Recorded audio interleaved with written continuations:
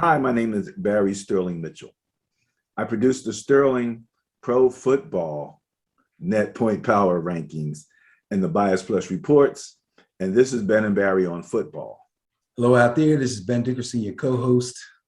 I produce wins in fantasy football and in our pick segment. I'll let you know how I did this past week in week 3. Looking forward to week 4. I produce wins. What a guy.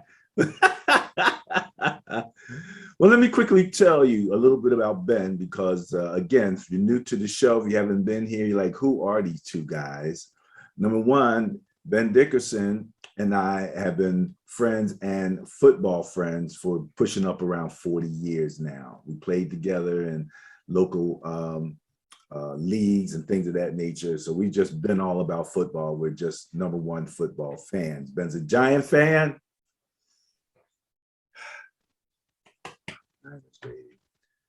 But what he does now, he coaches in the PTTFL and he coaches flag football tournament teams, right? Yeah, we got a nice 35 and over team that'll be competing in the Flag Football Nationals down in Orlando, Florida come January. So he's coaching in the flag, right? And he's a weird person when it comes to fantasy sports because he doesn't just do one fantasy sport. And even within the one, he doesn't just do one.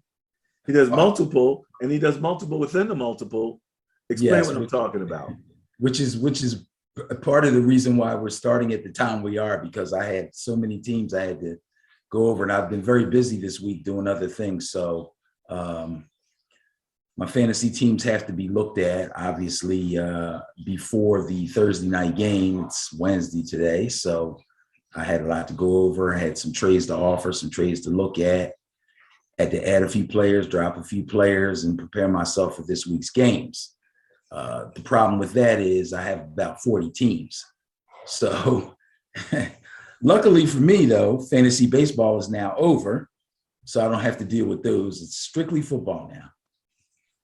Yeah, it's funny. We were just talking before the show. Ben's a Giants fan. I'm a Niners fan, but we're both Yankee fans. Yes. And the Yankees are making a push right now. So go Yankees in terms of that. Right on, right on, right on. Okay. Today's show, we got a number of things we got to cover. Number one, we have Ben's weekly review. He's going to look back at week 3 and kind of let us know what happened in week 3 and maybe give us some additional insight that we can take into week 4. Then we're going to look at the Sterling Pro Football Net Point Power Rankings, where the motto is no opinion, no conjecture. These are the numbers based on points and turnover differential solely, okay? So those are the fundamental stats that we're using there. And then we go into the Bias Plus reports. And the bias is just that difference in net points and turnover differential between the two teams when they have to play each other, when they match up. So it's kind of our way of looking at things in a purely numerical basis, no opinion, no conjecture. All right. So first up, we have Ben's weekly review. Well, let's see what we've got for you here. First of all, it's extremely exciting week 3 in the NFL. Again, and I believe I mentioned this last week, there have been some surprises. And in my opinion, some of the biggest surprises have been some of the defenses that were expected at the beginning of the season to be really, really strong, but have turned out to be not so strong. Some of them, in fact, are like Swiss cheese. It's crazy. I see some that are emerging that weren't expected to emerge, and I see some that may be getting themselves together in the coming weeks. But here we go with week 3. So we're going to start off with the Thursday night game. On Thursday night, the Carolina Panthers went down to play the Houston Texans. Carolina Panthers ended up winning the game 24-9. The Panthers are now 3-0. And even though they only played the Jets, the Saints, and the Texans, which I guess of those 3, maybe some folks would say that the Saints were somewhat competitive, they're looking pretty impressive to me. I believe that they are. They're one of those defenses that I believe is an emerging defense that a lot of people weren't really looking at the beginning of the season. Sam Darnold seems to have turned his career around since coming over from the Jets. Against the Texans, he completed 23 of 34 passes for 304 yards, but he didn't throw any touchdowns. But fear not. He scored 2 touchdowns on the ground. This guy's having a really good early season. Sam Darnold, a guy that a lot of people I know in fantasy weren't paying any attention to. His number 1 receiver is DJ Moore. He caught 8 balls for 126 yards. And rookie running back Chuba Hubbard. Some people call him Chuba, some people call him Chubba. I'm going to call him Chuba because there's only one B in his name. Taking over for Christian McCaffrey. He looks pretty good. He looks like a good pickup in fantasy, in fact, since McCaffrey will probably be out for at least another 3 or 4 weeks. I talked about the fantasy worthiness of their defense weeks ago, as I mentioned. So in that respect, if you're playing fantasy, I'd say you better go out and grab them if they're still available. Most fantasy sites have them ranked as a top 5 defense. You notice, did you notice how they did not put him on injured reserve? Yes, because if you smart move, if you want to keep yourself open for him to come back early. Yes, but it also shows how much they value him. Like, they'll take you back. We're not even going to risk you knowing you won't be out here for 3 weeks. Absolutely. The guy's a playmaker on the ground and through the air. They're going to miss him. Hopefully Chuba Hubbard can hold things down for them until he gets back. But yes, right now, most prognosticators are saying that he should be back within the next 4 weeks or the next 4 games. So we shall see. Next up, the Washington football team rolled into Buffalo, New York to play the Bills. Not good. Mainly because, well, let me put it this way. I'm not calling the Washington defense vaunted anymore. Remember we kicked that word around last week? The vaunted defense, the vaunted front 7. No more. The Washington football team's defense was expected to be awesome this year, and they are anything but. They got completely dismantled by Josh Allen. Yeah, Mr. Inaccurate Josh Allen, who threw 4 touchdown passes, ran for a touchdown, had 0 sacks, 0 turnovers. Washington football team, vaunted front 7. Oh, I said I wasn't going to call them that anymore. 0 sacks, y'all? Really? Come on, man. With Stephon Diggs, Beasley, now Emmanuel Sanders is back. Emmanuel Sanders caught 2 TD passes. Josh can hurt just about any secondary in a whole bunch of ways. Here's a fantasy note also. Their tight end is starting to emerge. That's Dawson Knox. So if you need a tight end, or say you have a good tight end already starting, take a look at his bye week, see if you need a second tight end. Dawson Knox might be your man. Dawson Knox gets left out of the conversation a lot, but I've seen him do good stuff. I've seen him dominate some games. And let me ask you a question. Emmanuel Sanders, right? Yeah. Yes. How did my Niners let him go? Well, I mean, don't answer that question. How did the Saints let him go? The Saints are sorry they let him go too. Okay. Look at their receiving core now. Yeah. Go ahead. But I think he's a great fit up there in Buffalo. Because Beasley is a possession guy. Diggs is the big play guy. Sanders is kind of the in-between. He can hurt you here and there, as he did last week when he scored 2 touchdowns. I believe both of them were red zone throws. So, they got a nice thing going up there in Buffalo. Next up, Chicago Bears roll into the Cleveland Browns. Not good for the Bears. The Bears are a mess on offense. It could be about to get worse, too. People have been calling for Justin Fields to take over for Andy Dalton, the quarterback, and they finally got their wish. It was a disaster.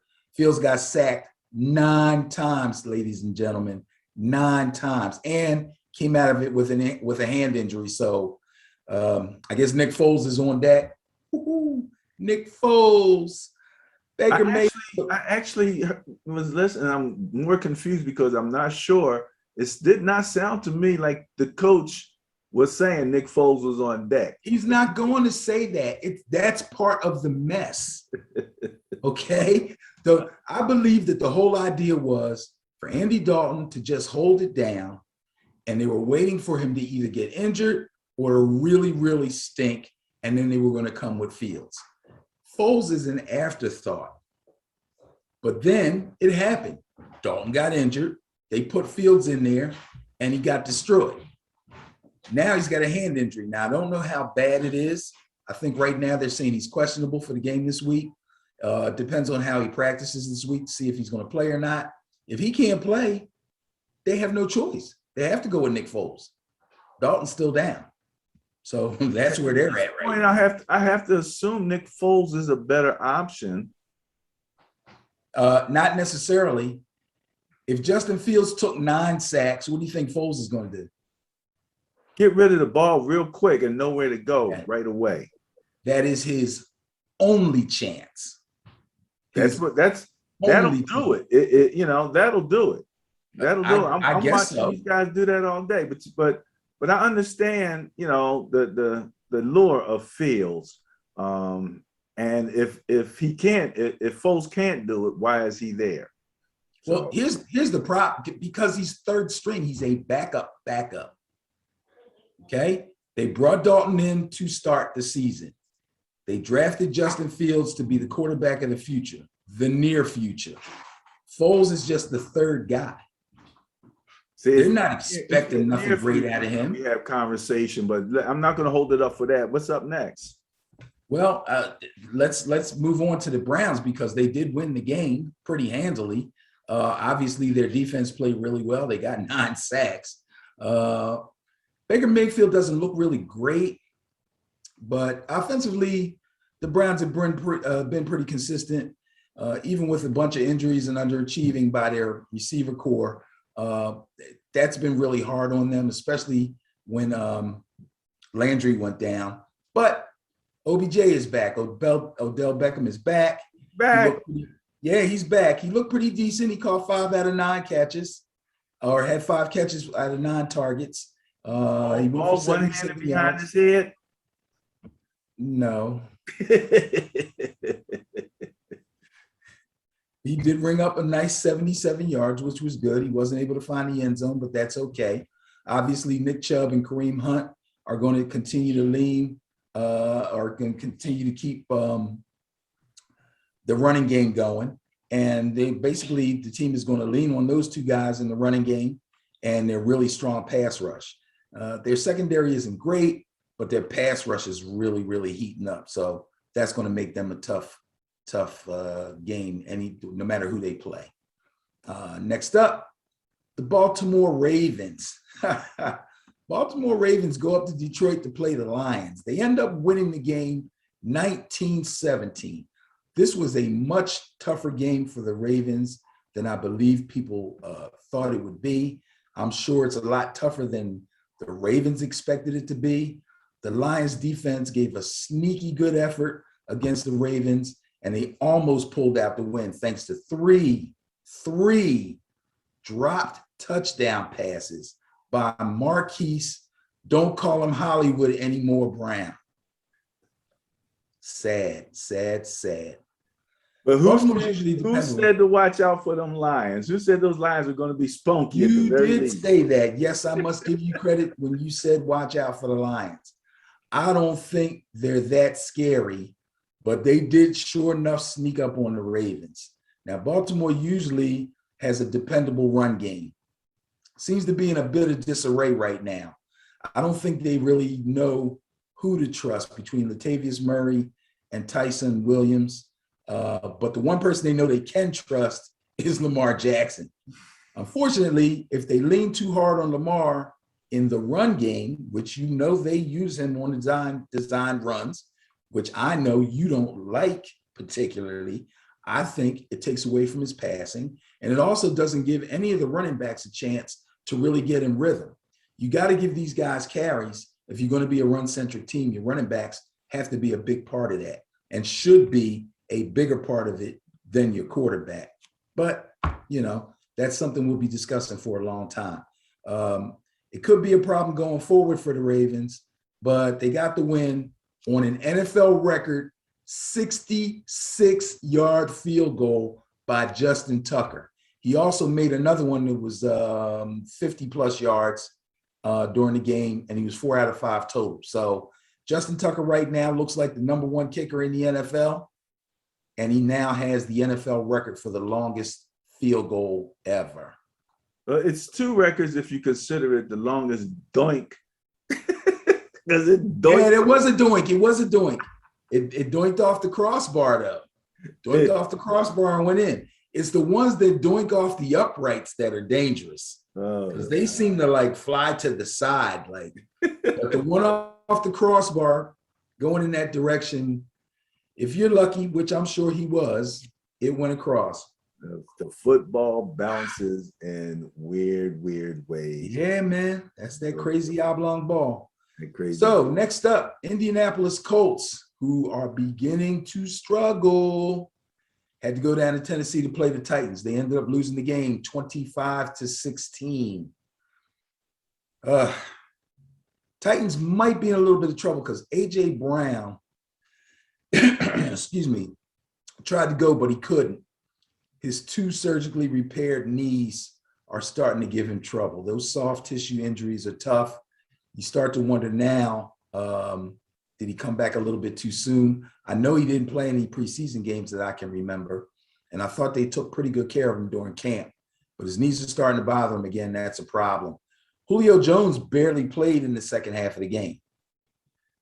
I heard little rumors of load management for Julio Jones. Are you kidding me? Load management? Ay, caramba. Anyway, Ryan Tannehill still exploited another so-called good defense, throwing for 3 touchdowns and running for 56 yards. Yes, Ryan Tannehill ran for 56 yards.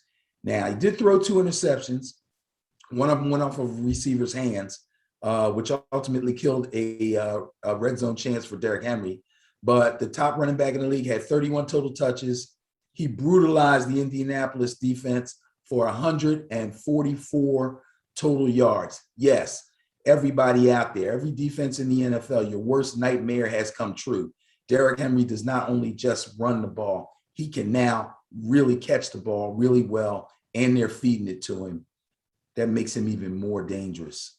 Nothing like seeing Derrick Henry coming downfield on the wing. You wear in wide open space. You wear 185 soaking wet. It's crazy because he's hitting the holes really well right now. As the season goes on, we'll see how good a shape he's in, but I expect him to finish strong like he did last year. But when he gets the ball out in space, tucks it away, turns upfield, and starts running, that's when he's really, really dangerous. And that's where he usually encounters one-on-one attempts at tackling him. And you're going to see a lot of guys getting blasted, man. A lot of guys getting blasted. For the Colts, making some business decisions. I'm telling you. And if they don't, it's going to be bad business for them. Carson Wentz did what he could. Both ankles are gimpy. He looked terrible in the pocket. He got sacked twice and probably would have got sacked more, but he threw so many balls in the dirt and sailed so many over receivers' heads and out of bounds. That was obviously just in an attempt to stay alive and not get hit. Yeah, Colts are in a little bit of trouble. Next up, the Los Angeles Chargers rolled into Kansas City and pulled off the upset. I called for the upset. I got the upset. LA Chargers 30, Kansas City Chiefs 24. If you haven't figured it out yet, the Chiefs are challenged on defense and their O-line is struggling. Remember that. If they don't do something about it soon, all these predictions about the Chiefs going back to the Super Bowl are going to start looking really, really shaky. I will give the O-line credit for helping Clyde Edwards-Helaire, though. He was able to grind out 100 yards on 17 carries, but they didn't do Patrick Mahomes any favors. The Chargers defense another emerging defense, racked up 2 sacks, 2 interceptions, and recovered 2 fumbles. Look out for the Chargers defense. Meanwhile, the improving Chargers offensive line kept Justin Herbert clean. They only gave up 1 sack, and Herbert lit the Chiefs secondary up. 281 yards, 4 touchdown passes. The Chargers are a handful for anybody.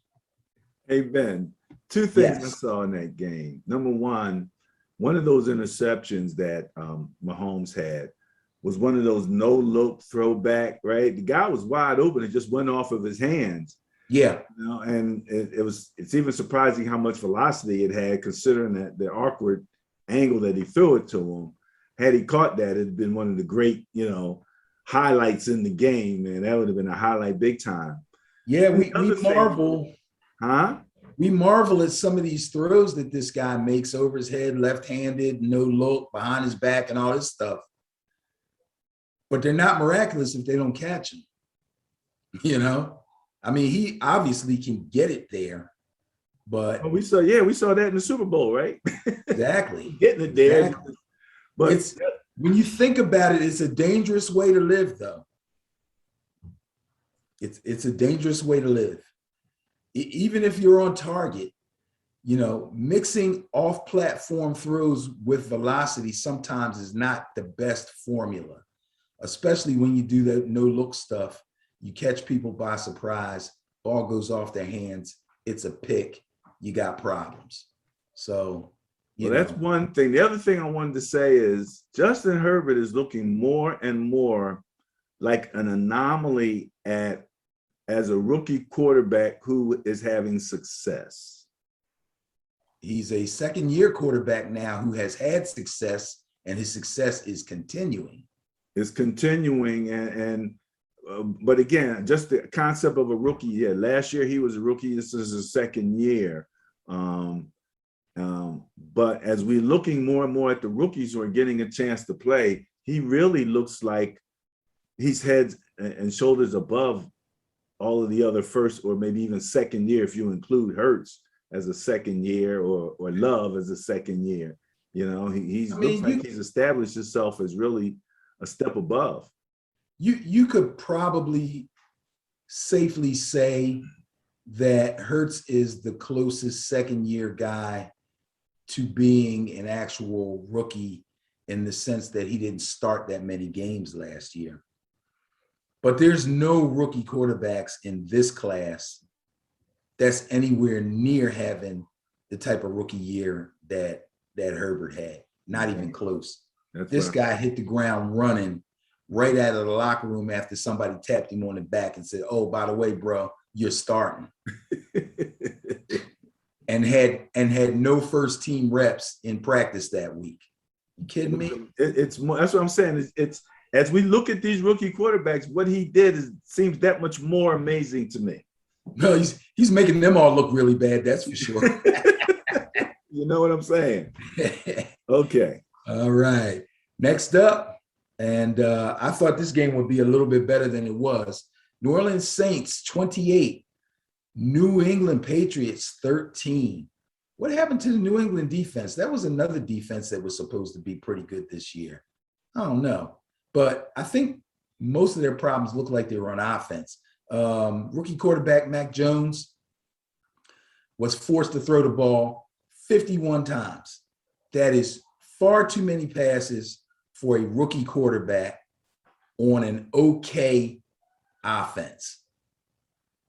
Let's put it that way, since we just talked about Herbert, who's obviously head and shoulders over these guys as far as, the production that he put out right away.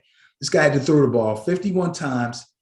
What's worse, he only completed 30 of them. He only had 1 touchdown, and he threw 3 interceptions, and one of them was a pick 6. The Patriots' inefficiency gave the Saints great field position several times, allowing Jameis Winston to not have to work very hard. And believe me, I'm sure Sean Payton does not want Jameis Winston to have to work so hard, because their offense is like put together with string and bubble gum right now. So the worst thing you can do when you play the Saints is give them field position, because that's where Jameis feels safe and that's where he works at the best. Same thing happened in the first game against the Packers. He easily threw for a nice, underwhelming 128 yards, but he threw for 2 touchdowns, so he got the job done. Famous Jameis, what can I say? Next up, the Atlanta Falcons. They went up to MetLife to play my team, the New York Giants. This is a game I just knew we were going to win. We lost the game 17-14. Now, I think, let's see, this was a 3-point loss. I think we've got a 1-point loss or a 1-touchdown loss. I'm staying optimistic because I believe that the Giants are going to pull out some wins this year. I really, really do. Things are starting to shape up. They're just shaping up really slowly. Somebody's head is going to roll. If it's not the head coach, it's going to be the GM or both of them if they don't start winning some games. But they're averaging -6 in the net points per game over those 3 games. So yeah, it's awful. It's bad enough losing. It's even worse losing games like that, where you have mistakes and things like of that nature, and the games are so winnable, and somehow you figure out a way to piss it away. It's just terrible. But we're just not really good on either side of the ball. But as I spoke about defenses before, the defense really has me disappointed. I really expected them to be better, especially on the back end, and it's just not happening. I knew Daniel Jones was going to have issues with the offensive line not being great, especially in pass protection. And I knew it would take Saquon a few games to get his legs under him. But I expected the secondary to be a lot more efficient than they are. They're just giving up too much yardage and too many big plays. All is not lost. With a 1-point loss to Washington, that's what it was. In week 2, they lost to Washington by 1 point. And this game was a 3-point loss. It looks like things could get better. I mean, we got nowhere else to go but up. Unfortunately, the schedule gets a little bit tougher in the next few weeks. But another plus was Saquon did show some signs of life. He had 91 total yards, and he did score a touchdown. So that's pretty good. 91 total yards. Wasn't 91 yards rushing. I prefer that. But 91 total, and he found the end zone. So that's a big deal for Saquon Barkley. Hey, Ben. Yes. The Giants have given up 74 points. Guess what team they're tied with at 74 points? My Niners. Yeah, well, so you feel my pain. I feel your pain. You feel my pain. And my thing is, your offensive line is far better than mine. So at least you have an opportunity to put points on the board and fight for wins. I'm really struggling, but you know, what are you gonna do? Another upset I think I picked was the Cincinnati Bengals going into Three Rivers to play the Pittsburgh Steelers. This is odd to say this, but the Cincinnati Bengals beat the Pittsburgh Steelers 24-10. Wow, what a game. The Steelers are also a mess on both sides of the ball. Probably, I believe they're more of a mess than most people think, but I'm telling you, in the weeks to come, you're going to see some bad football coming out of Pittsburgh. I know some people are going to be surprised at me saying that, but I think it's going to bear itself out, especially defensively. They only have 5 total sacks so far this season, 3 games, 5 total sacks, and they've only gotten 2 turnovers. That's not good. And when we go over the rankings, that's going to bear itself out. When you go over the rankings, that's going to have them down pretty low. What's T.J. Watt's status? Who? T.J. Watt. I don't know his exact status right now. I did not look that up. They didn't put him on IR, I don't think. But he's not playing right now, right? He's not playing right now. And he take him off that defense, and that defense looks like it loses about 30%. He makes a big difference, but their secondary looks awful. I mean, obviously, you need a pass rush to help your secondary out. But he's only one guy, man. These cats are a mess. Now, I'm sure he'll make somewhat of a difference. He's a guy that What about the safety that came from the Dolphins who was such a terror? He ain't doing nothing. Doing nothing. He ain't doing nothing. Okay, go ahead. So Big Ben's doing his best. He threw for 318 yards, but he was extremely inefficient. So that's not good. He went 38 of 58. That's pretty bad. And out of all that yardage, he only threw one touchdown pass and two interceptions. Not good, Big Ben, not good. He's not moving well.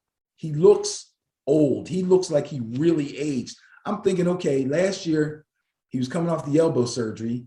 He looked pretty good, but you could tell near the end of the season, the elbow was still kind of bothering him. So I said, give him another year. He should be good. They were talking about he lost weight and he looked all great and everything. Dude looks old, man. He looks old. And on top of that, he had to throw the ball 58 times because they really can't run the ball. Number one pick, Najee Harris, was supposed to be the answer to their running game woes. So far, he hasn't been. I mean, he's not bad. You can obviously see the potential, but they're not getting it done. So I got to put that on the offensive line. I'm really starting to lean toward these teams that have two good running backs as opposed to one great running back. I understand that, but you got to remember the Pittsburgh Derrick Henry might be the only exception to that rule because he's like two people. I get that, but you got to remember some of these teams' philosophies are different. Although a lot of teams are going to committees, and although a lot of teams are trying their best to get two efficient backs or one really good back and a pretty good efficient back, the Titans' philosophy, as well as the Steelers' philosophy, is to have one bell cow back and maybe somebody that can fill in for the guy if he gets nicked up. That's how they do. That's their philosophy. That's how they play ball. Connor was that guy. When Connor couldn't do it anymore and they let him go, they drafted Najee Harris high to become that guy. And he can still be that guy. I can see the potential in the way that he runs, but the offensive line is not well. On top of the offensive line not being well, the receiver core that we talked about, the young receiver core that was supposed to be so great and was supposed to extend Big Ben's career, they're all banged up. Deontay Johnson's out. Juju went down during the game with a rib injury. Chase Claypool is limping in and out of the game. He did finish the game, but he limped out, went back in, limped back out, went back in. It's crazy. Now, here's the great thing about Najee Harris. He can catch. So guess what? With all the receivers down, he grabbed 14 passes for 102 yards in this game. Wow. So Najee Harris. So that's 102 of Ben's 300 yards. Yes. A third of it went to a running back. And that's what people are saying. Like he's throwing a lot of little short stuff right now. Yes. But Najee Harris can produce. So if they get the O-line together, Najee Harris is going to be a beast for years to come. They picked the right guy. It's just that things just aren't right now, especially with the O-line. Excuse me. Meanwhile, there's joy in Cincinnati. I'm sure the Cincinnati fans are going nuts over this. They've taken a lot of beatings from the Steelers over the years. So this had to be a really satisfying win. Joe Mixon, for you fantasy people out there, and I'm sure he's not available in most leagues. Somebody's got him, but he's been pretty productive so far this season. He put up 90 yards on 18 carries in this one. If the Bengals can keep moving the ball on the ground and keep Joe Burrow upright, they may be on to something. I really think that the better Joe Mixon runs, the less chance of Joe Burrow going down with another injury like he did last year. And the less he gets sacked and hit, the better he is passing the ball. Rookie wideout Jamar Chase, the guy who during camp said he was having trouble catching the ball because it didn't have a stripe on it like the college ball. I was a little worried about him after he made those statements, but trust me, this guy's becoming a star. He scored in all 3 games so far this season, and he had 2 TDs in this one. Tyler Boyd scored in this game also. He remains pretty solid, and the receiving core is going to be much better when T. Higgins comes back. I'm expecting him to come back this week. but I'll have to check and see how his practice schedule goes. I didn't see if he practiced today or not. If he got in a limited session today and he can practice in full tomorrow or Friday, he should be a go. So Cincinnati, again, looking pretty good. You know, I did not include Joe Burrow on that list of rookie quarterbacks who actually looked pretty good. Yeah. And he, you know, he went down with an injury. I forget if it was early or mid-season, but of that bunch, Joe Burrow did pretty well, but he was in Herbert's class. Right, okay. Yeah, still better than what we've seen out of these guys this year, but what are you going to do? Speaking of these guys this year, Mr. Trevor Lawrence, number 1 pick overall, took the Jaguars down to Arizona and got mollywopped 31-19. Poor Trevor Lawrence. Remember we were talking about poor Tyrod Taylor. We feel sorry for Tyrod. You want to feel sorry for somebody? Feel sorry for Trevor Lawrence. He threw a touchdown pass in the second quarter and took a 13-7 lead into the locker room.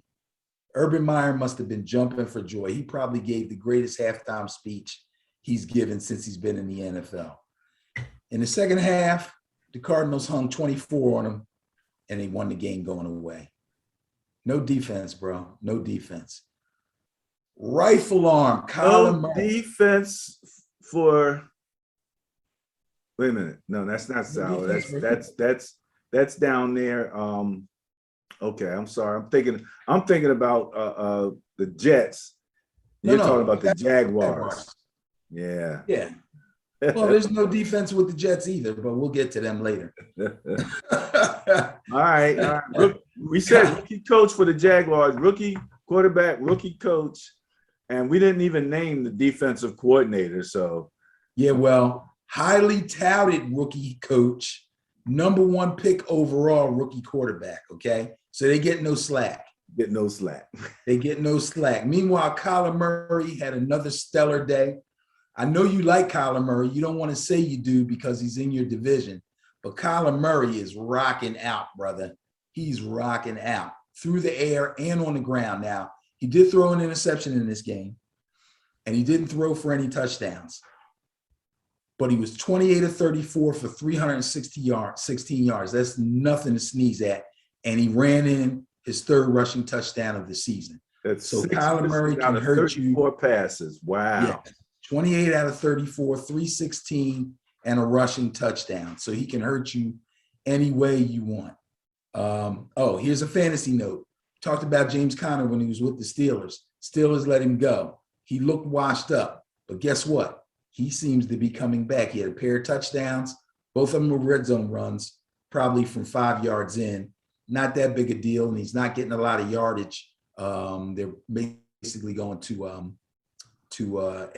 Edmonds as the number 1 back. But James Conner looks like he's carving out a little role as a red zone guy. So if he does that, he could vulture some touchdowns and he could become a meaningful fantasy football player. All righty. Fantasy alert. Fantasy alert. Up next, the New York Jets, the hapless New York Jets, had to go to Mile High and play the Denver Broncos. They got stomped 26-0, a shutout. I've been loving the Denver defense since the season started, and this shutout win, even though it was against the Jets, was still impressive.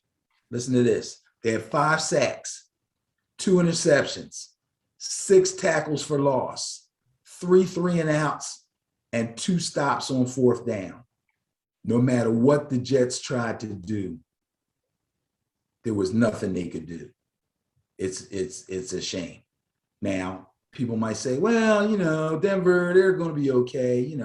I think their defense is all right, but it was the Jets. I don't care. Remember our old coach when we played for the Jaguars, George Robinson? George, yeah. Remember what he used to say? If we played a weak team, he said, kill a gnat with a sledgehammer. Is that what he said? Yeah, I remember that, man. When he didn't want us to have a letdown because we were playing a team that we knew we were better than, he would say, kill a gnat with a sledgehammer. That's what the Broncos did. Offensively, Teddy Two Gloves, I love that name. Teddy Two Gloves didn't have to do much. Melvin Gordon and rookie running back Javonte Williams carried the ball 30 times between them, and they both scored touchdowns. Broncos have a nice attack, a nice balanced attack on offense, and what looks like it could be a pretty devastating defense. I think I said it last week. I'll say it again. Look out for the Denver Broncos. I will say this much. Again, I'm the Madden guy. You're the fantasy guy. I was playing, I think I mentioned to you, I was playing the Broncos. And I have this comeback that I've got pretty much well timed. Okay. Who's the junior in their defensive backfield? The guy, Asante Samuel Jr. Asante Samuel Jr., yeah. Man, I threw it over that side, and I knew my man had it, except that Asante Jr. was all of a sudden running down the sideline with him. Like, who is that guy? It's like, it was so quick. It was so quick. So I'm like, okay. So yeah, he's even modeled pretty nicely on the game there. That's no joke on that corner over there. That's good. That's good. Hey, his pop was a ball hawk, so he got it well. Bloodlines. Now, this game was a weird one. So Miami goes to SoFi. SoFi, that's the name of the stadium, right? Las Vegas? I forget. It's SoFi. Which one? One's in Vegas and one's in the new one. One's in LA. I think SoFi might be the one in LA. But anyway, I'm going to get all these stadium names down. But Miami traveled out to Vegas to play the Raiders. This was a weird game, man. The Raiders ended up winning 31-28. I just found that this game was kind of hard to watch. It was a goofy game. Let me see if I can kind of explain it the right way without it probably sound even weirder by the way I'm talking about it. But first of all, Tua is out. Backup quarterback for Miami is Jacoby Brissett. We've seen Jacoby Brissett before, but let's face it, he's a career backup. And I don't think he's had to start a game in quite a while. So he wasn't that impressive at all. But the Dolphins did jump out to a 14-0 lead with a running touchdown by Malcolm Brown. And I believe they got a pick six. One of the linebackers picked off the ball and ran it in for a touchdown. After that, they did absolutely nothing in the second and third quarters. So they were up 14-0 in the first quarter, did absolutely no scoring in the second and the third quarter. The Raiders come roaring back in the second quarter and into the second half, basically on the arm of Derek Carr. He threw for 380 yards, 2 touchdowns. But somehow the Dolphins clawed their way back in the fourth quarter, basically with a field goal, a scrambling touchdown run by Brissett, and then Brissett threw a 2-point conversion to Jalen Waddle, rookie wide receiver. Next thing you know, they're forcing overtime. Now, the overtime gets crazy too. The Raiders are able to march down. They score first, but they score with a field goal. So obviously with the new overtime rules, if you score a touchdown, it's over. If you don't score a touchdown, you kick a field goal, the other team has a chance. Dolphins get the ball, put together enough of a drive to drive down. Jason Sanders, their kicker, kicks a field goal. It's 3-3. Now it becomes sudden death. The next score wins. Raiders get the ball, drive down, get close enough for Daniel Carlson, their kicker, to convert a field goal, and the Raiders win. The Raiders are now 3-0. Watch out for the Raiders. Crazy good offense, even with a bunch of so-called, quote-unquote, no-name receivers, except for Darren Waller. Hunter Renfrow is pretty good. Jalen Ruggs is probably having his best season ever. Jacobs is hurt at running back, but they came out with, what's his name? Peyton, the guy, he ripped. He used to play for Washington. Peyton Barber. Okay, yeah. He ripped the Dolphins for a couple of big runs. I forget how much yardage he had. I didn't copy that down. He had a really nice game. In fact, at the end of the game, John Gruden said, I barely know who that guy is, but I gave him a big hug and a game ball. Like he just got there. Wow. That was crazy. Okay, next up. Let me mention real quick. There Yes. is Allegiant Stadium. There you go. Allegiant Stadium. All right. And I want to mention, just happened when I was looked it up real quick. November 6th, 2021, the Rolling Stones No Filter Tour coming into Allegiant Stadium. How old are the Stones? Yeesh. I bet they'll probably fill the place up too. I'd That's go. crazy, man. That's crazy. If I just happen to be in Vegas, I'll be like, yeah, I know the Stones. Hey. So next up, my intriguing game of the week. The Tampa Bay Buccaneers roll into SoFi to play the LA Rams. My daughter's upset. She's a big Tampa Bay Buccaneers fan. The LA Rams handed them their heads 34-24. They did not like it. But here's the deal. Both these teams are definitely Super Bowl contenders. Both these teams came into this game 2-0. The Rams had high-scoring wins over the Bears, the Colts. The Buccaneers had a couple of high-scoring wins over the Cowboys and the Falcons. Now, you might look at both of those wins for both of those teams and say, not that big a deal. Both offenses are straight up loaded, though. But both defenses have some cracks. Both these defenses have some cracks. The Bucs have been dealing with their defensive issues by simply having Tom Brady turn loose and outscore the other team. It would have been cool. Yeah, right. I had a name in my head and I was trying to get it. Remember Dikembe Mutombo? Basketball? Yes. What would have been cool was to see Matt Stafford give him the old finger wag. No. You're not outscoring me, buddy. He shredded Tampa's secondary for 373 yards on 27 of 38 passing and threw 4 touchdowns. Matthew Stafford.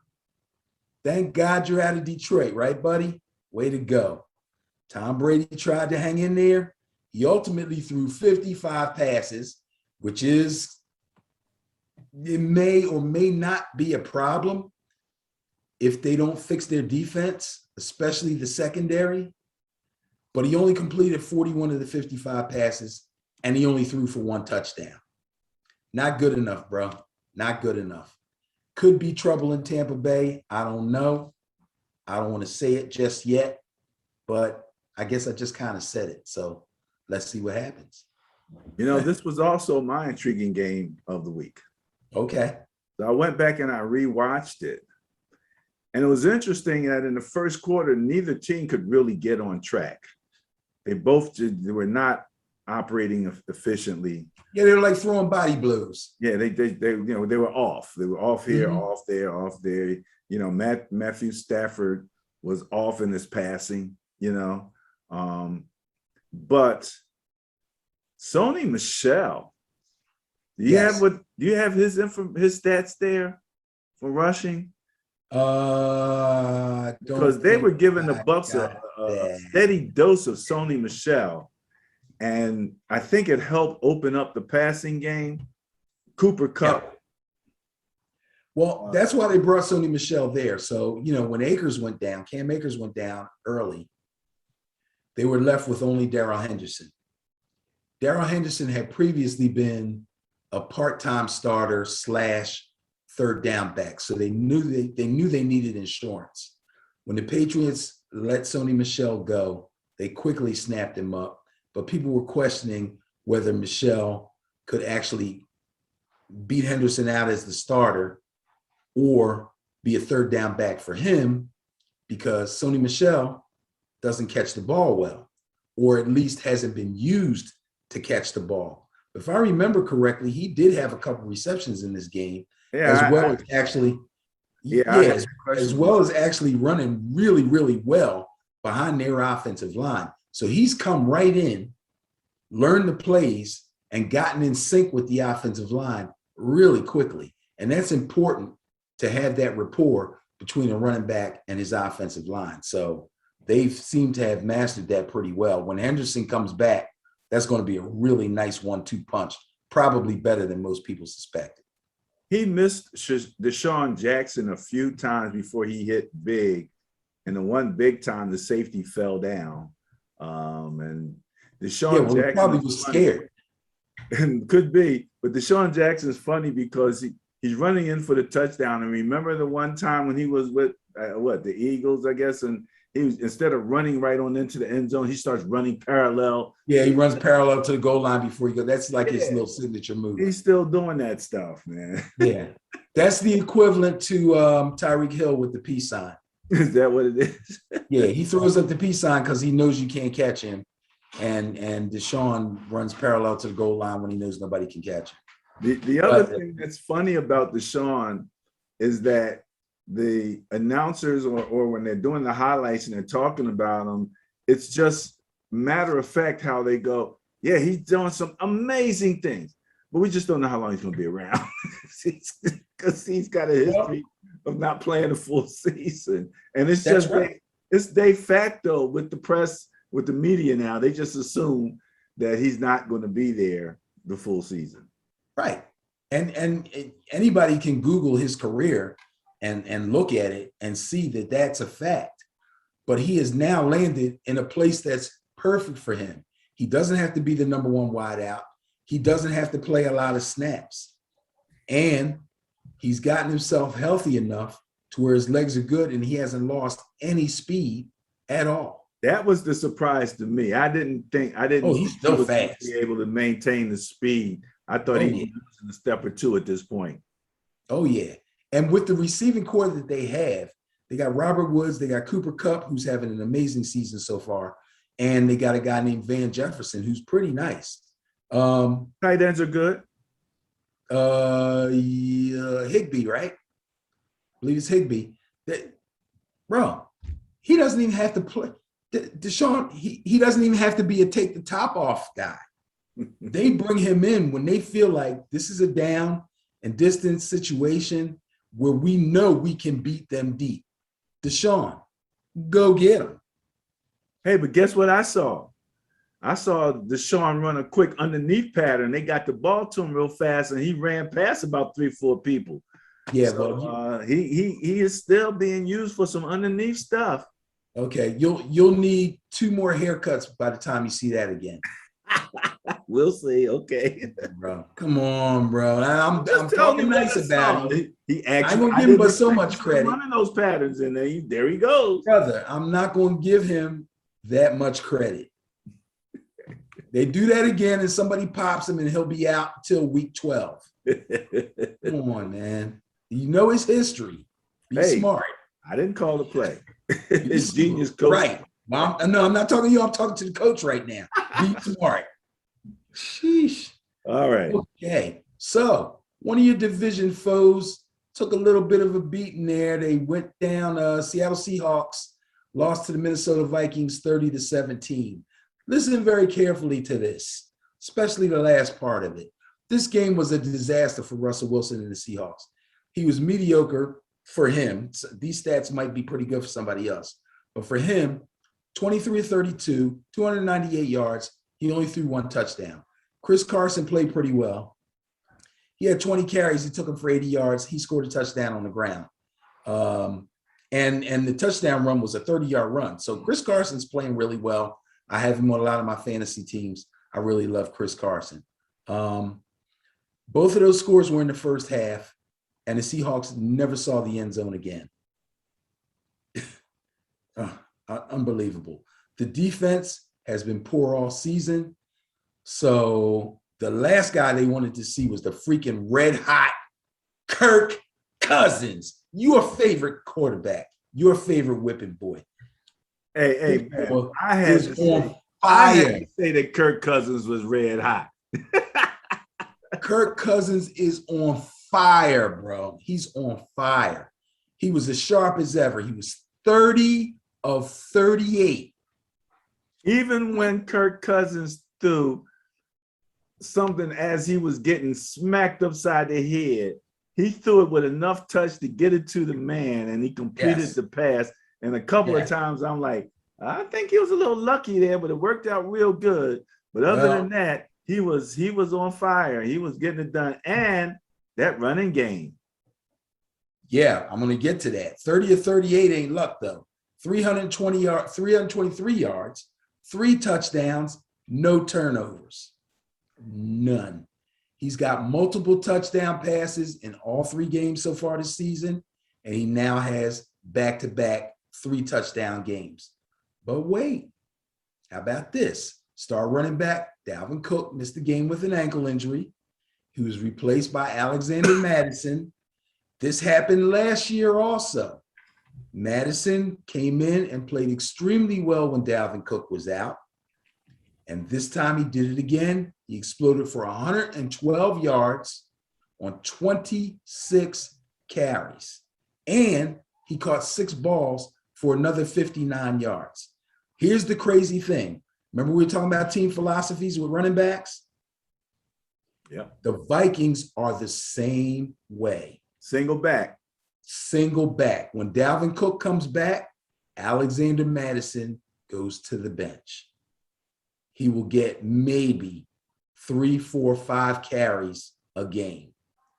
It's crazy. This guy could be starting for anybody. But the fact that he's with the Vikings, he's the ultimate insurance policy. For a great back as good as Dalvin Cook is, their offensive line may not pass block really well, although they're a lot better this year, but they sure do know how to run block, bro. They're built for run blocking. So Madison looking good. There's question as to whether Cook will be ready for this week. If he's not, they'll just plug Madison back in, and I expect him to have another big game. Adam Thielen stayed involved. He's having a really good season. He caught 6 of 9, and he scored a touchdown. And Justin Jefferson went off. He caught 9 balls on 11 targets, 118 yards. He also scored a touchdown. I think he did the gritty. And he probably did the gritty. Some people might say, well, the Seattle defense is kind of weak. They're having their problems. Yes, that is true.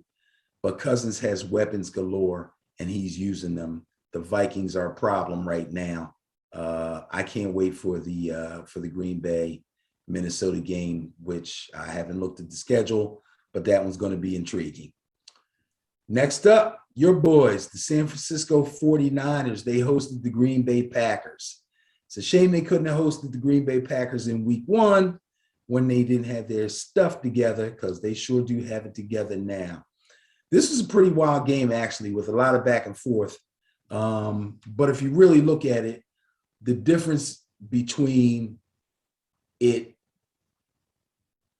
being one way or the other, or, well, that's not the right way to say it. The big difference in this game, regardless of all the statistics and all that stuff, and I'm going to give you that, but the big difference in this game was defense. Your defense recorded 1 sack. They had no turnovers. They couldn't contain Aaron Rodgers or Aaron Jones. They had no clue for Davante Adams. It was crazy. Those 3 guys alone completely had their way. Rodgers was 23 of 33, 261 yards, 2 touchdowns. Half of his 23 completed passes and a touchdown, but half of his 23 completed passes, 12 of them went to one guy, Davante Adams.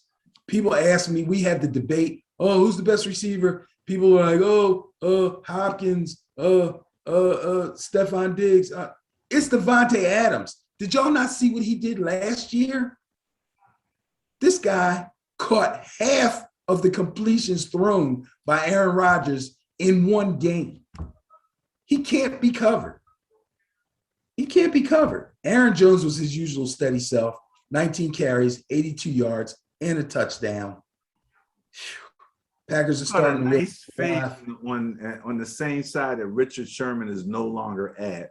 I was like, Oh yeah. Speaking of Richard Sherman, didn't he just sign with somebody? He just signed with the Buccaneers. The Tampa Bay Buccaneers. Tampa Oh Bay boy. Bucket. Yeah. But I was glad to hear, and we have this in our social media post, we'll talk about it later, that the Niners were in the list of teams that talked to him about playing. Oh, yeah. Well, I mean, that makes sense. So That he makes chose sense. what he thought was best, but we were at least we were talking to him. I said I wanted him back, so. Right. Well, Tampa Bay needs him back. I don't know if he's going to be the answer. Well, let me say this also. I told my son, Christopher's a Packer fan. Right. And when we talked about it, I said, my challenge with this is I don't think our D-backs are up to the level of the receivers that the Packers have. That was not at all. One of the scary things. And to give the ball back to Aaron with enough time for him to get within field goal range, and it was like, bam, bam, bam. Exactly what I was getting ready to say. Despite all the problems that are keeping the running backs unhealthy, guys hurt all over the place. The Niners did get 31 yards rushing and a touchdown out of Trey Sermon, who's a rookie. I believe Trey Sermon will be better as the year goes on. They also used your boy Kyle Juszczyk. He handled most of the third down work. He had 14 yards rushing. He had 37 yards receiving. He did catch a touchdown pass. That touchdown pass, excuse me? Juszczyk. And then that. Oh, get out of here. That TD catch came with under a minute left in the game, though. Here's the problem. Less than a minute left. Juszczyk comes up with a touchdown catch. And Aaron Rodgers still has time with less than a minute left in the game to drive the Packers down in the field goal range for Mason Crosby to seal the deal. Tough break, bro. Tough one. I don't know what to tell you. No doubt. Okay.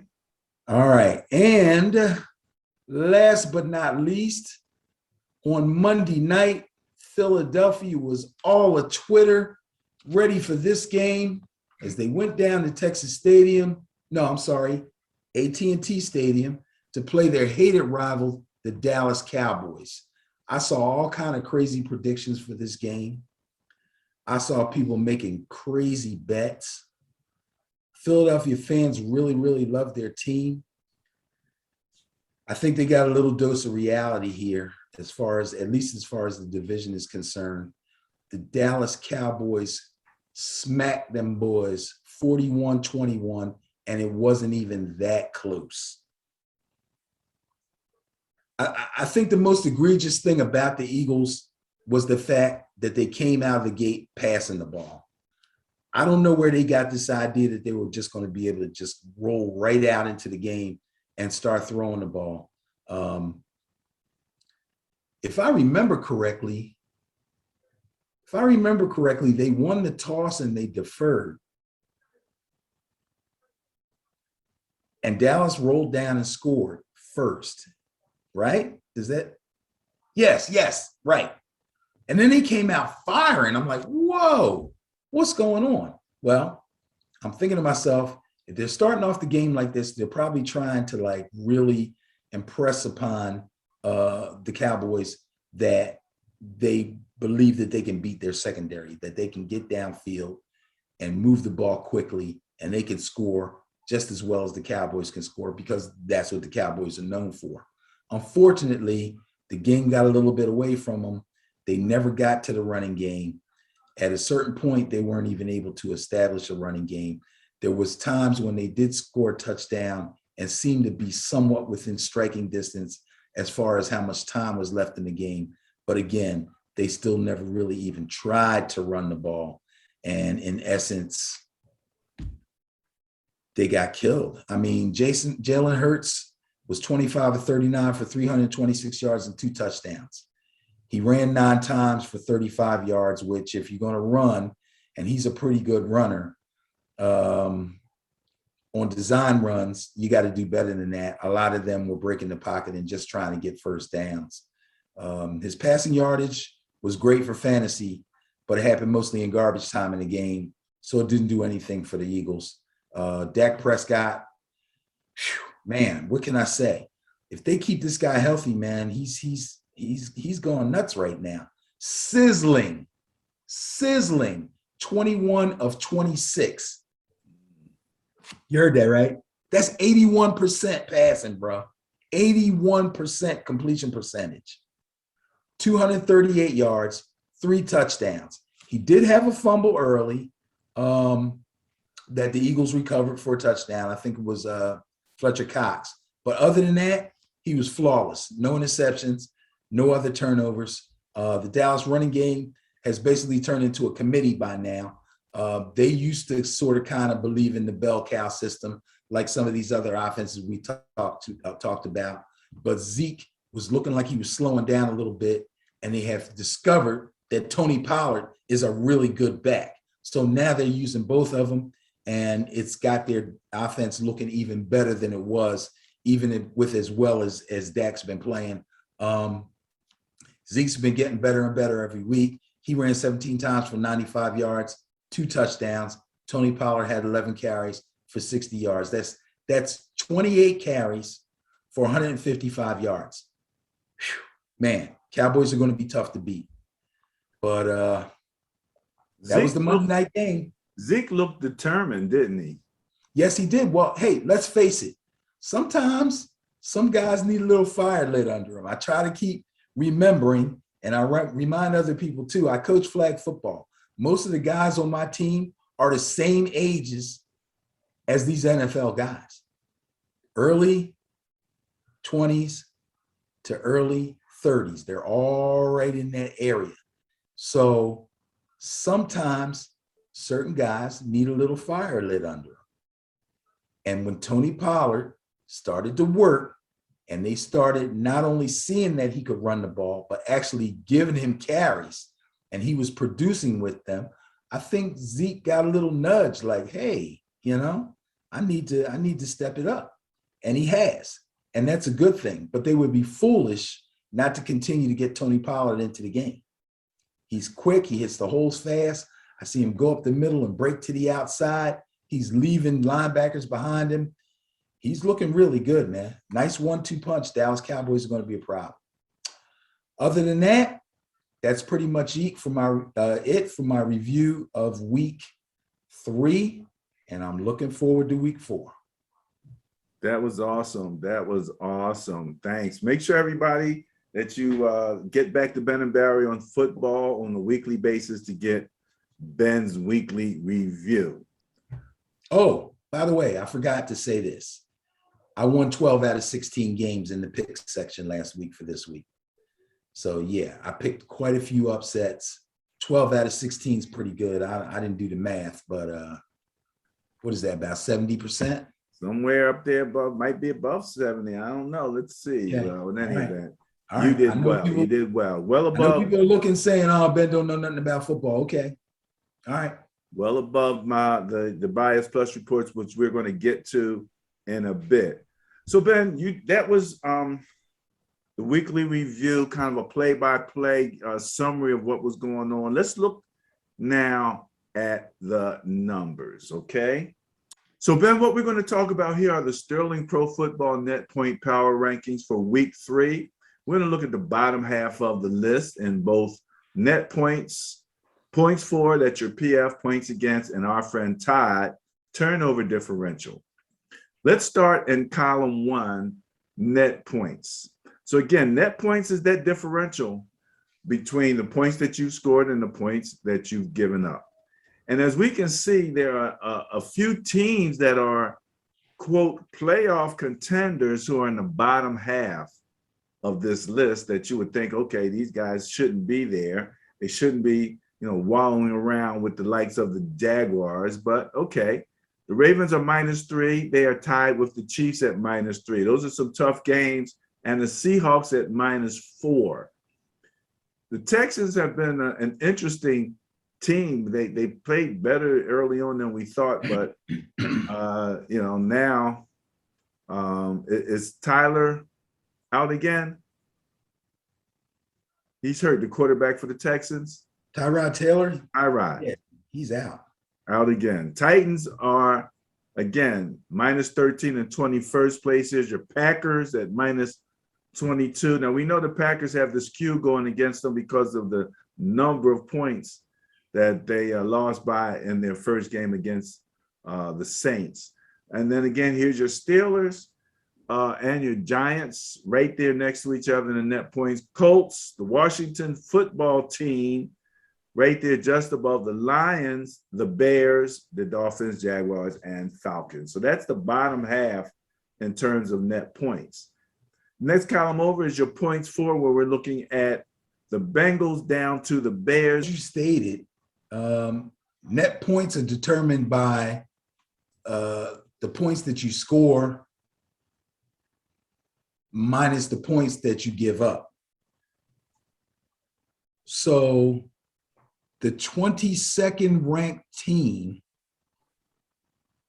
the 23rd, 24th, 25th, and 26th ranked teams are all teams that were supposed to have really good defenses this year. And they're giving up points to the point that they are this low in net points. Not good. Yeah. I mean, when you look at the third column, PA, points against, the Giants are above the Seahawks. They're above the Packers, the Titans, the Ravens, the Buccaneers. Yeah, the Colts, Ravens, the Buccaneers. Yeah, that's the Chiefs. Look at the Chiefs down there, 31st place. Chiefs giving up the same number of points as the Lions. Well, I already told you when I did the review, the Chiefs defense is nothing to write home about right now. These Chiefs fans, the loyal ones that are the real Chiefs fans that have been hanging around and are happy for the days of the last couple of years and going forward, as well as those fake Chief fans that just jumped on board talking about, I was an Eagle fan, but I'm really an Andy Reid fan and all that mess. Yeah, your defense, not good, bro. Not good. The turnover differential column, the last column, Jaguars have given up, or they're -8. Let's put it that way. The turnover differential and net points are the two columns where you can have plus and minus in your calculation. Titans, -6. I was a little surprised to see that. It's tight. I mean, everything else is only a few turnovers, 2 for the Chiefs. Off to a rough start. So and again, I want to remind people what we're saying is that this week 3 is the middle of what we call the second preseason. So I'm still withholding as much judgment as I can, understanding that we already said the first 5 games constitute the second preseason. So teams are starting to get their stuff together. Probably the one team that I can really say that for is the Packers, who look completely discombobulated, but have looked like they've gotten their ship right now. They're focused, and they're on track to do whatever damage they need. So I expect to see them rising in the net points as long as their defense holds up. All right. Let's look at the top half. Let's go to the top, number 1 in net points, Ben, tied with your AFC friends, the Buffalo Bills, at plus 50 net points. Watch out for them Broncos. Now, let me just say real quick, we didn't have any real pre-production meeting here, okay? So this is the first time I'm looking at this, just like the viewers out there. But if you listen to my review, I've been touting the Buffalo Bills, but I also touted Teddy Two Gloves on the Broncos offense, as well as the Broncos defense. And also, I've been raving about Sam Darnold, maybe a little bit early for Darnold, but the guy's playing really well. And I also been raving about the Panthers defense. So there they go, 1, 2, 3. I'm very happy to see that. Very happy. Well, speaking of 1, 2, 3, Ben, I was a little curious at the 1, 2, 3. So I went back just to look at the quality of these points, because the context of the team that you play does matter. You know what I mean? As far as I'm concerned, anyway. It could. So the Broncos have beaten the Giants, the Jags, and the Jets. I understand that. So looking at those three teams and understanding where they are, I'm questioning the quality. Now, the Buffalo Bills, okay, Steelers, Dolphins, Washington. Kind of like the question that too. Not as much. Not as much. Not as much. So, just trying to keep all of that in mind. But the Broncos do look interesting here. Number 1 through 8, the top 8, the top quarter, that's where you're usually going to find near the end of the year your Super Bowl contender. So we're looking at the Broncos at 1, the Bills, the Panthers, the Cardinals, Rams, Saints, Browns, Cowboys, filling out the top 8. Let me see here. I see 1, 2, 3, 4, 5. Okay. It's about 5 NFC teams in there. Good, strong NFC showing. The Buccaneers are coming in at 10th, right above the Bengals. Buccaneers are plus 15. Bengals are plus 14. My Niners at plus 12. Then you have the Vikings, Chargers, and the Patriots. So you got a few there on the net points. Number 1 scoring team in the league, tied with the Buccaneers. The next column points for is your Cardinals. Yeah, you say I like the Cardinals, man. Interesting that they put up the most points. 3rd place, you have the Rams. That's going to be an interesting matchup coming up. We'll talk about that in the next segment. And your Bills right up there, number 4. Top 5 include the Chiefs at 92 points scored. The Ravens aren't far behind, tied with the Cowboys at 90. So there's your Vikings at 87, my Niners at 86. The Niners have put up points. That's the Raiders at 90. Oh, I'm sorry. My car, baby. My Niners are 86. Yeah. What can I tell you? But they have put up points there in the top 10. Okay, so Seahawks at 75. The Broncos put up 76. They're in 12th place. Saints and then Titans on down. So those are your top. But the Cardinals and the Buccaneers have put up the most. They're the first in the three-digit category of points scored. So let's keep an eye out for both of them. When you knew you had to do that with the Bucs, but the Cardinals, man. All right, points against Broncos. See, that's how you get high in the net points. 26 points allowed in total. Divided by 3, that's a little over 7-8 points a game. Right. So, Panthers coming in at 10 points a game at 30. In 2nd place in the Saints. Again, a bit of a skew, I believe, with the Saints at only 42 points. The Buffalo Bills, 44 at 4th, and the Patriots at 51. So those are your top 5 there in points against. The Steelers are in the top half. Cowboys in the top half. Raiders and Niners are also in the top half of your points allowed categories. So those other teams that we talked about that are in the low bottom half, it's going to be interesting to see whether or not they get their act together. And again, by the end of game 5, that part will be over in terms of that second preseason. I expect these guys to kind of know what they got and be on their way one way or the other. Cowboys, number 1 in turnover differential, tied with the Saints at +5. So that's always is a good omen for your defense. Even though their defense is still rated 13, ranked at 13, giving up a total of 69 points. They are first, tied with the Saints with +5 in the turnover. And the next 1, 2, 3, 4, 5 teams, Bills, Broncos, Colts, Cardinals, Texans, all at +3. So it gets really tight from there, 2 to 1 to 0. No big deal in terms of differentiating between the teams. So those are your top 32 in the Sterling Pro Football Net Point Power Rankings. Any final words on these guys, Mr. Dickerson? Yes, absolutely. When you first brought this up, we went to the net points column 1. And you made a point of talking about the teams that the Broncos, the Bills, and the Panthers have played so far.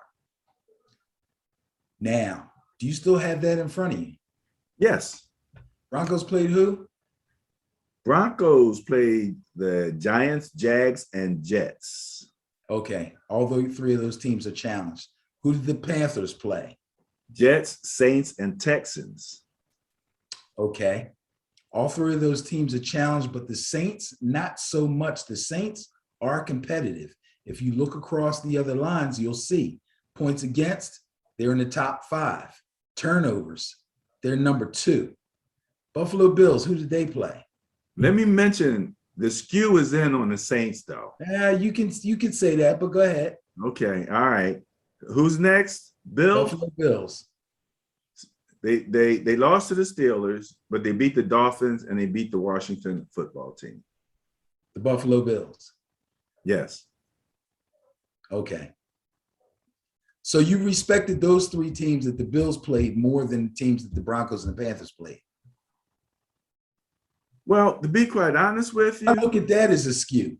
The eye test tells me that the Broncos and the Panthers and Washington are questionable, man. I don't know if they're as bad as the Jags and the Jets. No. I'm not saying they're good. What I'm saying is Pittsburgh ain't good. Well, we're seeing that now. Absolutely. We're seeing that now. So all 3 of those teams are playing teams that have proven either from week 1 or just recently in week 3 that they're extremely challenged defensively. Okay. But the eye test tells me that the Broncos and obviously the Bills are good. You can look at the Bills offense and you know they're going to steamroll most of the teams that they play. But I believe that the Broncos defense and a steady quarterback with a steady hand on the offense, and the same thing with the Panthers, a better than average defense with a steady hand and a confident quarterback and a nice run game and good receivers on offense.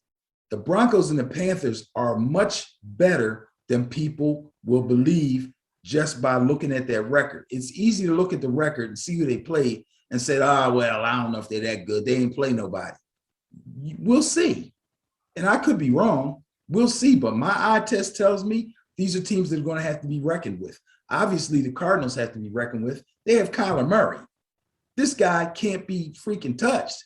Besides Lamar Jackson, you can't sack him. You can't tackle him. You can't block his passes. The guy's like 5'3" or something. This is crazy. Kyler Murray is incredible right now. He's really on top of his game. And then the Rams just easily outscored Tom Brady and the Buccaneers. Those teams, all of them teams are for real. They're for real. I don't expect to see the Broncos and the Panthers fall far if they fall at all. Okay. All right. So the Panthers in 3rd place, you expect them to hold in that top 5 range there.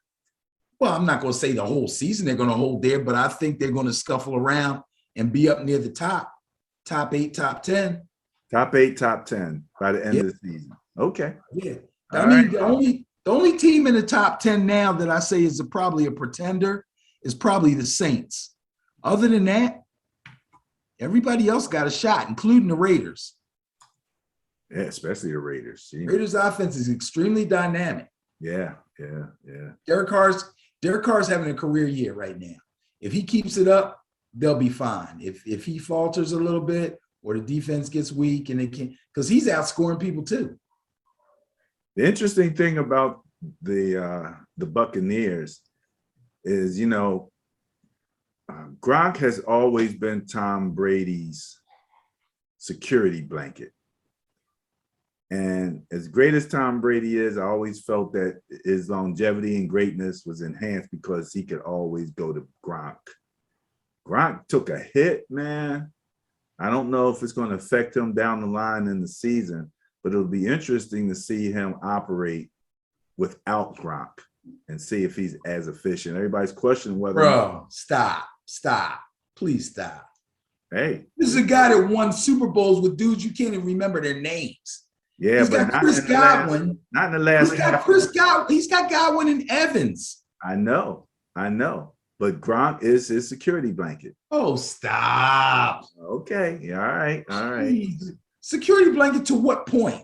That he's going to struggle now if Gronk can't play? We shall see. Oh, cut it out. I'm going to see if there's an effect. That's all I'm saying. Stop. Effect. An effect. All right. Sterling net point power rankings 1 through 16, 17 through 32. Make sure you get back next week. We will be back with the week 4 rankings. All right. Thank you.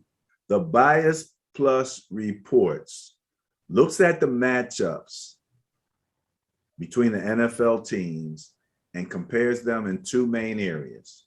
Number 1, net points. Number 2, turnover differentials. That difference generally goes to the team with the greater of each category, net points or turnover differential. They get what we call the bias. So again, kind of like a handicap, we can't say that it's a definite, but the idea is that if I'm winning by a large margin and you're winning by a small margin and we play each other, the bias says the one with the larger win margin would probably win. It doesn't happen like that all the time, and that's what makes football fun. So, all right, you ready for this, Benny? Let's go. Let's go with the first team. Thursday night game? Yes, this will be the Thursday night game. Jaguars at Bengals. Bias plus score 59 favors the Bengals. Well, I would obviously have to agree with that. Bengals just beat the Pittsburgh Steelers. And although I made sure I let everybody know that the Steelers have a lot of issues, even they don't have as many issues as the Jaguars do, especially on defense and with an offense that just can't even begin to try to come from behind. If this was in Jacksonville, I might even say that this would be a good game for a little while, but it's in Cincinnati. Bengals should take them apart pretty handily. So I'm taking the Bengals. All right. Next up, the Washington football team in an NFC challenge against and visiting the Atlanta Falcons. The bias plus score of 20 favors Washington. Oh, really? I'll tell you the truth, man. I'm so disappointed in the Washington defense. I don't know what to do. But I like Taylor Heineke, and I love Terry McLaurin. There's a possibility that they may be able to pull off, along with Antonio Gibson, enough offensive firepower to take down the Falcons, even though the Giants couldn't muster up enough to do it. So I will probably stick with the bias, and I'm going to go with Washington. Interesting, the Falcons are 30th ranked on defense, and Washington is 29th ranked on defense. That's interesting. So, yeah. But I believe that Washington has the ability to get better. The Falcons' defense is what it is. Okay. All right. Let's see what we got next. The Texans going up to Buffalo with a bias plus score not in their favor, but favoring the Bills at 59. Another big score. Bias plus That's score. a huge bias. And if not for the first game of the season, it would be even bigger. Yeah, this is a no-brainer. Take the Bills. Take the Bills. I'm with you on that one. Next up, Lions at Bears. Now we're talking that equal status. This is your look out for the Bears moment. I mean, look out for the Lions moment. Look out for the Lions coming in 8. Bias plus score of 8 favoring the Lions, but the Bears look discombobulated. They're more than discombobulated, bro. When your head coach starts the season on the hot seat and he thinks to himself, I can salvage this. I can keep my job. If Andy Dalton could just get me a couple of wins He ain't got to win every game, but if you can give me a couple of wins before he either gets hurt or has a real stinker, then I can bring my rookie quarterback in and we can roll. And even if we don't win as many games as people want us to, because he's a rookie, I'll get a pass. Nah, bro. Now when you put the rookie in and he gets sacked 9 times, then you realize you got way more problems. I'm going with the Lions on this one. I got to stick with the bias again, bro. You know, I hate to always be with the bias, but I got to go with your Lions. The only stickler in this situation is that the Lions on defense are rated 32nd. They've given up 95 points, and the Bears are rated 19th. They've given up 77. But I get it. You know that the Lions got into a shootout with my Niners, so the skew is in a bit on that one. So I'm with you fundamentally. Well, I don't. When you say the skew for the Niners game, what exactly do you mean? Because I think the Lions put up a pretty good fight against a pretty good team. Obviously, your team isn't where you want them to be, but you making it sound like they like weak or something. Well, no, what I'm saying is that my Niners had to outscore those guys. So my Niners put up like close to 50 points. So it really makes their defense look bad. The net difference in that game was small. You know, they really fought well and they were very close. So the net difference was small. But then, you know, when you look at their defense, you say, oh, their defense is rated 32nd. A lot of those points was all in one game, you know. Yeah. That's what I mean by that. The danger here is DeAndre Swift from Philadelphia is probably the Lions' best player. The Bears are better against the run than they are against the pass. That could be a little sticking point, but I don't think the Bears are going to be able to muster up enough offense to hang. So, yeah, I'm going with the Lions. Lions should have the better of the two quarterbacks, no matter who the Bears. Yeah, pretty much. All right. Panthers at Cowboys, a potential intriguing game of the week. Bias plus score 14 favors the Panthers. Yes, and well-deserved because of their defense. Cowboys been scoring a lot of points. Panthers haven't really been scoring a lot of points, but the difference between what they score and what they give up is much smaller than the Cowboys, as explained by you at the beginning of this segment. Hence, they are the 14-point favorite net points-wise. I really like the Panthers team. I really like the Cowboys offense. This is an AT&T. This is a tough one. Ooh. Think about this for a second. Go ahead. Panthers had the net point bias of 18. So net point 18. The reason it's 14 is because the Cowboys had the turnover bias of 4. Okay, you just settled it for me. Because guess what? Panthers don't turn it over. Take the Panthers. Take the Panthers. Okay, the Cowboys can't force a turnover with the Panthers is what you're saying, even without McCaffrey there. All right, that's going to be an interesting game. It's one of my potential intriguing games of the week. Colts at Dolphins. Bias plus score 14 favors the Colts. I don't know what to think about either one of these two teams right now. But the Colts had it in net points and in the turnover differential, and it only still added up to only a bias plus score of 14. So what do you got? The Colts have been disappointing. The Dolphins has been disappointing to me simply because I really like their coach and I really like their team. I thought maybe Tua might get it together and they would have a decent season, but their defense is having problems.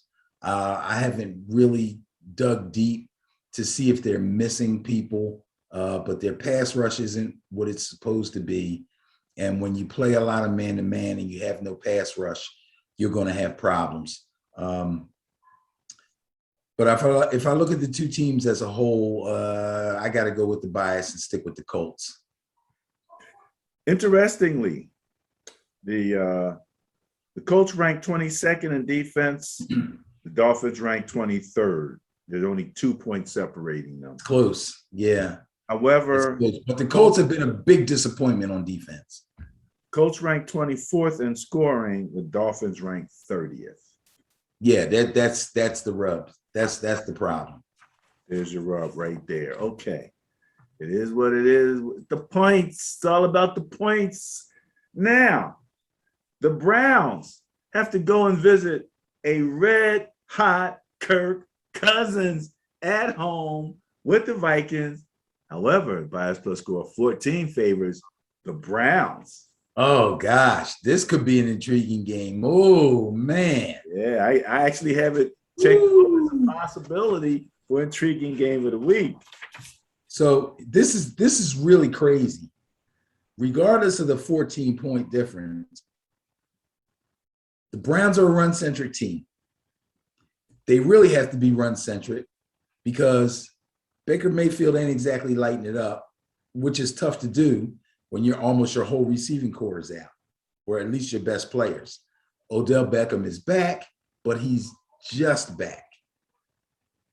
Vikings offense is running on all cylinders, but the Vikings defense is not good against the run. I can see Nick Chubb and Kareem Hunt having big days. Ooh. Scary. And the chances of Kirk Cousins having a really huge day against the Browns defense. If anybody on the let me start singing a song. down, Where's the love for you and Kirk Cousins? Let me start. Where is the love? No, the love? No. I'm not saying the Browns are going to shut him down. I don't think they will. The problem is the Vikings can't stop the run. So this is the crazy thing. Okay, never mind. Forget it. Here's my first change. I am not going with the bias. I'm picking the Vikings at home. Where is the love? Let's go, Kurt. Let me say that the Browns are rated 8th in points against, and the Vikings are rated 20th. Right. So there's your rub, as you said. They're close in terms of offense. As a matter of fact, very close. 1 point differential between what the shootout. There you go. Going with the Kirk man. Uh-oh. Talk about where's the love. Bias Plus Score between the Giants, who go down to visit the Saints, 53. Oh, God, that much? The Saints. The skew is in on, I keep telling you, the skew is in on the Saints right now. It's really a sad day. On it off, but it's the second preseason, so we just have to go with it. We got a 3-point loss and a 1-point loss. And we go down to New Orleans. Man, I'm taking the Giants, man. I know people are saying, man, he's just going to keep taking the Giants because that's his team. I really believe they can win these games. They lost by 3 and they lost by 1.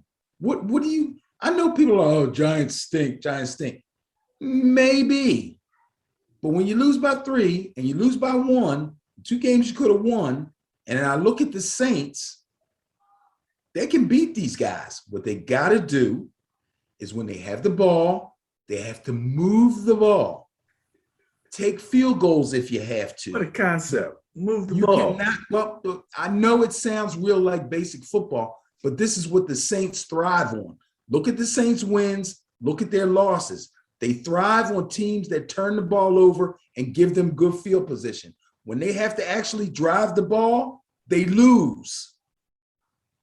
Let me ask you a quick question. Have the Saints adopted the same Taysom Hill role that he had with Drew Brees now? I haven't heard a word about Taysom Hill. I did see him in a play. He was in a play, but I haven't looked at it closely, and I haven't looked at his stats to see whether or not he's basically the change up, guy like he was with Drew Brees. I don't remember seeing him. I don't think they're using him. They look like they're trying to have a regular conventional offense with Jameis. All right. All right. Well, I don't know if that's good or bad, but the reason I said I hoped that they would go with Jameis instead of Taysom Hill was because he does so many things. But if they don't use him, I don't know what to tell you. All I know is I think the Giants can win this game. I'm picking the Giants. All right. Titans at Jets. Bias plus score 36 favors the Titans. I'm sorry. This is a no-brainer. Take the Titans. Take the Titans. Okay. We won't beat this one up too much. The Titans better beat the Jets. Jimmy Christmas. All right. This was funny because after the Eagles lost to the Cowboys, so many of their fans said, that's all right. We'll get them next week. And I'm like, you guys will be back next week. However, the bias plus score 4 favors the Eagles because those Chiefs defense stinks. Oh, God. Chiefs defense is rated 31st. The Eagles defense is rated 10th. Do you really think that Andy Reid is going to come here and not be prepared? You better take the Chiefs, man. This better not even be a good game, okay? This better not be a good game. Believe me, the Dallas Cowboys defense is slightly improved, but if that gives them a lead, they are the Dallas Cowboys defense. You mean the Chiefs? Yes. No. I said the Dallas Cowboys defense is slightly improved. Okay. Well as Dak is playing, you give them a lead. They're really great front runners. Okay. The Chiefs defense is screwy right now, but if they get a lead, they know how to be pretty good front runners. That's what's going to happen in this game. The Eagles are going to fall prey to the same thing they just fell prey to down in Dallas. The only question is how ugly is it going to get? Take the Chiefs.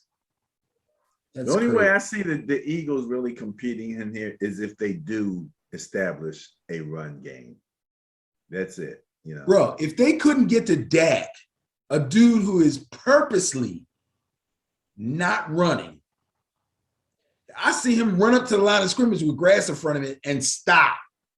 I'm talking about giving the ball to Miles Sanders and the Eagles establishing a run game. Okay, so that's the only way. I'm not saying they're going to do it, but that's the fundamental to keep the Chiefs on the sideline. Before the Cowboys game, everybody said the same thing, and they didn't do it. They didn't do it. They've been ripping the head coach all week long. Yep. And supposedly, out of his own mouth, he actually listens to sports talk radio, which might be part of his demise, okay? Because he does things that seem to be catering to the fans. I'm telling you, man, this could be really bad. Well, this game, we know that the Chiefs have a bad taste in their mouth coming off of a loss. Yes. And they don't have to go coast to coast, so they're Midwest to the East Coast. Right. And then Andy had to go to the hospital with dehydration, but now he gets to come to Philly. Still living a little bit off of their first win against the Saints too, in terms of their any skew going in there and their play. Andy gonna come in. Andy gonna come in. He's gonna order cheesesteaks for everybody, and he's gonna have a special game plan. He knows everybody on that defense just about. This could be ugly.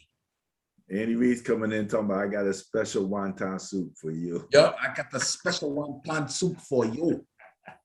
All right. Okay. So you're going against the bias, going with the Chiefs. Absolutely.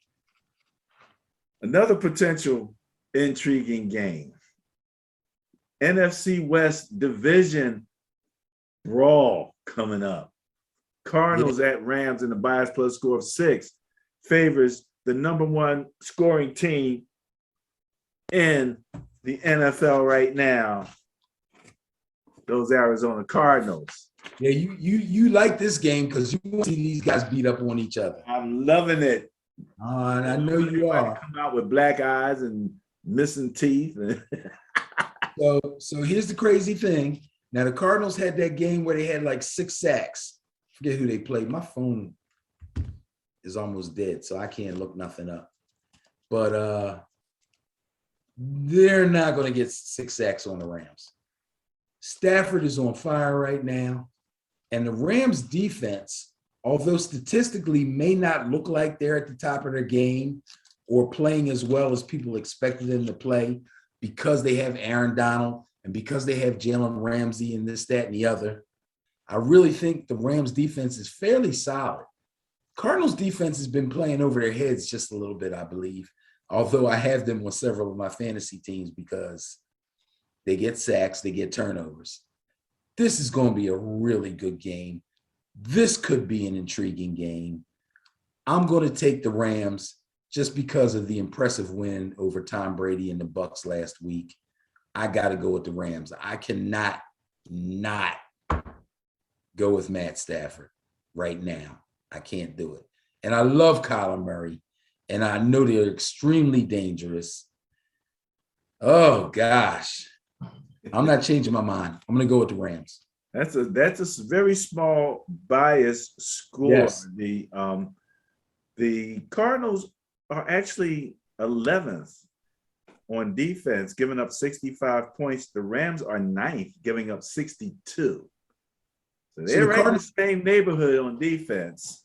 The Cardinals should be pretty high on turnovers, right? Yeah, well, the Cardinals are ranked 6th, and the Rams are ranked 8th. Yeah, no, I was thinking something else. Sacks aren't turnovers. So they're high in sacks, but not turnovers. That's different. Now again, Cardinals number 1 offensively in terms of scoring. Rams are number 3. So not a big difference. So that, like you said, intriguing. I'm looking forward to them beating each other up. And then right after that, we have another NFC West contest. 2 Seahawks at my 49ers. Bias score 12 favors my Niners because the Seahawks, we both lost. What can I tell you? You know, it's crazy. But the Niners have a small bias in their favor. What can I tell you? This one's actually a little bit tougher to call. Yeah, Russell didn't look real good last week. He put up numbers, but they couldn't find the end zone. They ran the ball well, but, you know, you fall behind, you can't run the ball. Gee whiz. This is crazy because every time I see Seahawks, I think, what the heck is up with DK? I mean, he's been kind of quiet. I don't understand it. But as long as Chris Carson's going well, I can keep faith in Russell because he takes the pressure off of Russell when he runs well. Their defense is extremely challenged. Niners got issues on defense too. Oh boy, oh boy, oh boy. I hate to do it to you, bro, but I'm going Seahawks on this one. This might be a dumb move. I'm not feeling good about this call.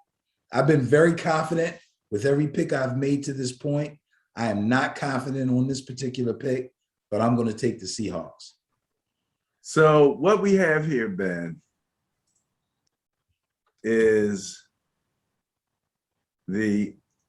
I model the games again. I try to play my upcoming opponent, kind of get an idea. And as I said to you, this is the middle of the second preseason, even for me, because learning my playbook and just getting, you know, having a sense of order and a sense of, you know, in my attacks is really making a big deal. The thing about this game, this is the very last play. There's like 6 seconds left in the game. What's the score? I'm down like 3. Okay. Like that. DK Metcalf has been having his way with the deep ball.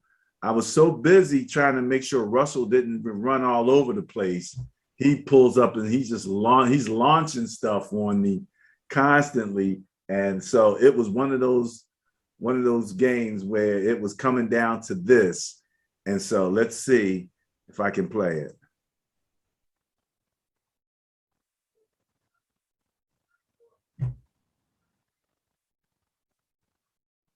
Ayuk.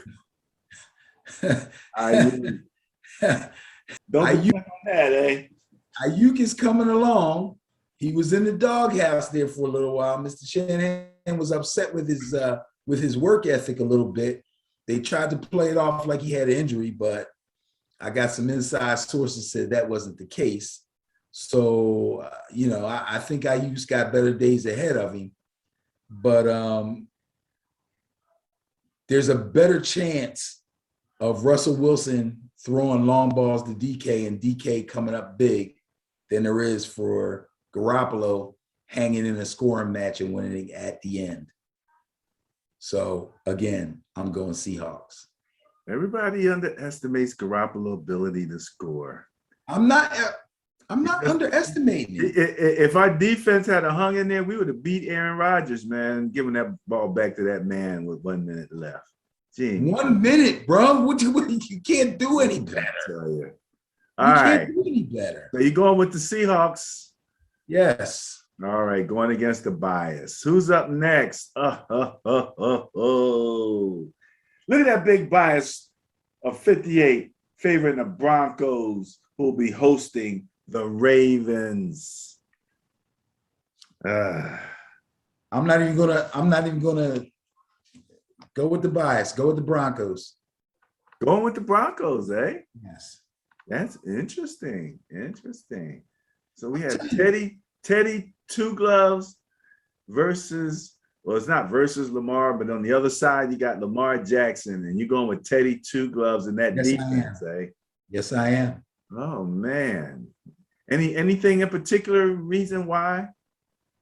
You see a deficiency? I believe in the Broncos being able to handle the Broncos to be able to take advantage of. I believe in the Broncos being able to handle them. First of all, like I said in my review of week 3, the running game for the Ravens is not going the way that it should. They haven't quite figured that out yet, have They they? haven't quite figured it out. And, it's a shame that J.K. Dobbins went down. I think if he had, not gotten injured, things would be running a lot smoother for them right now. And Tyson Williams would have been a surprise backup guy instead of having to be relied on to be the number 1 back. That being said, I believe the Broncos have the speed up front and in the linebacker core to give Lamar Jackson a lot of problems. And the more running he takes on, the more chances there are of them falling behind and him having to save him with his arm, which he is not real good at. Damn, you sound like Barry Mitchell. Anyway. Well, Barry Mitchell would have said the more running he has to take on, the more chances of him getting injured. That's the difference. That's what you would have said. It's not either or. It's both. It's both. It could be both. You're absolutely right. All right. So you're going with the Broncos in this particular situation. Yes, sir. And as I just looked down to see here real quick, Broncos number 1 in defense, Ravens number 26 defense. Mm-hmm. So that should be right there enough information. Okay. Do you think this is an intriguing game? Steelers at Packers, bias plus score of 3 favors the Pack. Nope. I know. I'm not feeling it either, to be quite honest with you. If I'm not mistaken, it might be the smallest bias of the weekend. That may be, but Aaron Rodgers is getting hotter and hotter, and Ben Roethlisberger is getting colder and colder. He's got a lot of injuries to his receiver core. All the Packers basically have to do is keep Najee Harris under control. That's the way I see it. If they keep Najee under control, the Steelers' defense can be had. And Aaron Rodgers is the best at picking defenses apart, weak defenses. So you got to go with the Packers. Now, the interesting thing here is that you have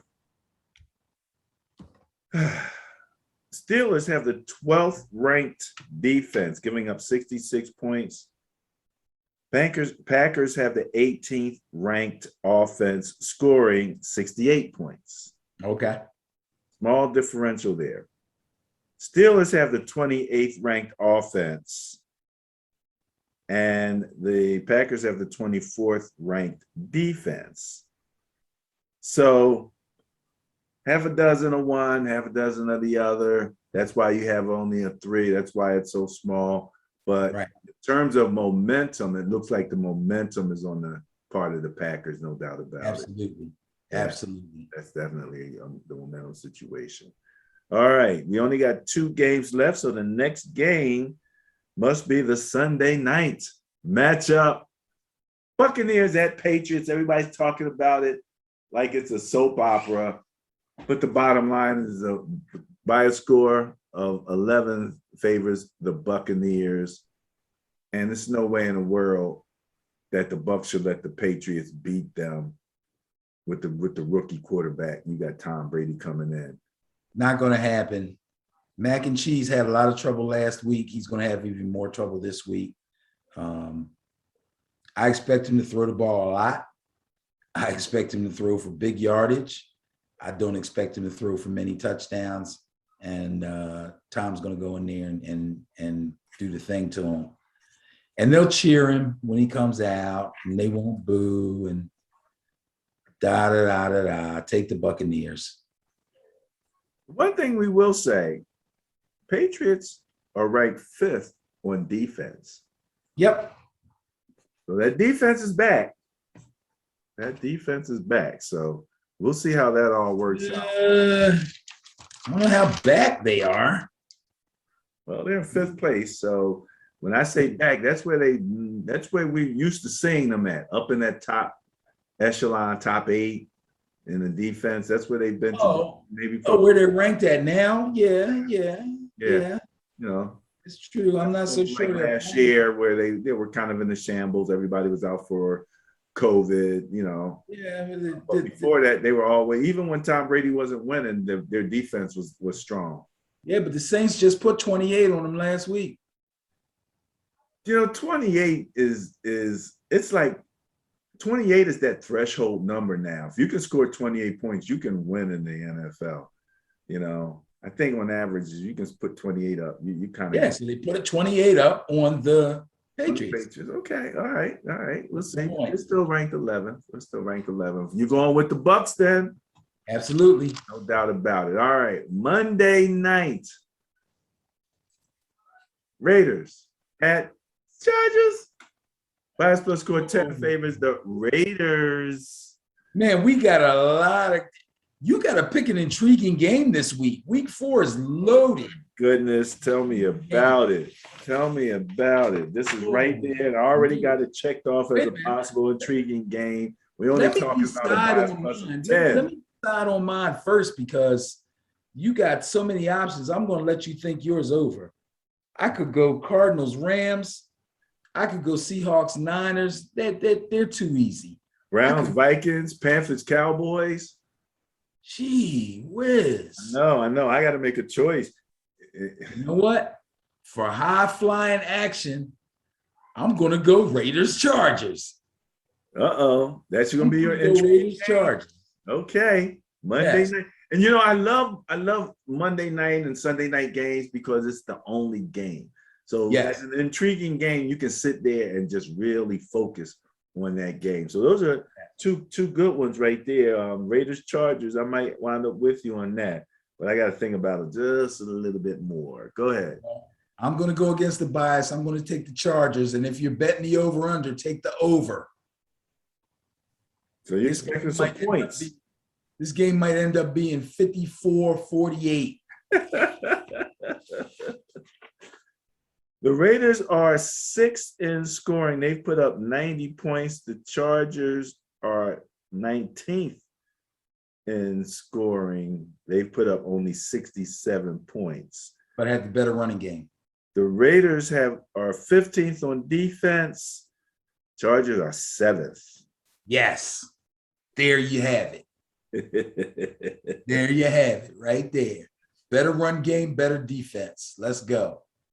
Better run game, better defense. All right. Well, ladies and germs, that wraps up the Bias Plus reports for week 4. Can you believe we're almost 4 games in? Bro, I'm like, it's week 4. Wow, where'd the time go? Then I remember there's 18 games. 17. No, there's 17. There's 17 games. But you know what's funny? I was talking to somebody and about the whole second preseason and stuff like that. And they were like, man, the preseason is a waste of time anyway. I don't know why we even have a preseason. And I said, man, the NFL owners would love you because they would like nothing more than to eliminate those 3 preseasons and make them all regular season and just do a 20-game season. Let's just go with it. Yep. They would love nothing more than that, man. Yep. Straight in with it, you know? There's a way they could do that, though. Really? You know how all these teams now are doing, and I forget when this started, but it hasn't been going on that long. Maybe the last 3 seasons, maybe 4, where these teams are actually having scrimmages with other teams for one whole week of training camp. Right. Before they play on a preseason game. If they made everybody have these scrimmages, they might be able to they might be able to pull this off. The challenge is making them have these scrimmages. Well, yeah, I mean, it has to be, it has to be negotiated. If they sanction it and say, okay, you can do the scrimmage thing as much as you want, just won't have any preseason games. They'll probably be doing a lot of it voluntarily. Right, because you're not forced to play certain players or nothing like that. It'll help you because now instead of a preseason game, you have like a week to analyze rookies, free agents, get guys out there on the field. They got regular NFL refs reffing the scrimmages. Do they?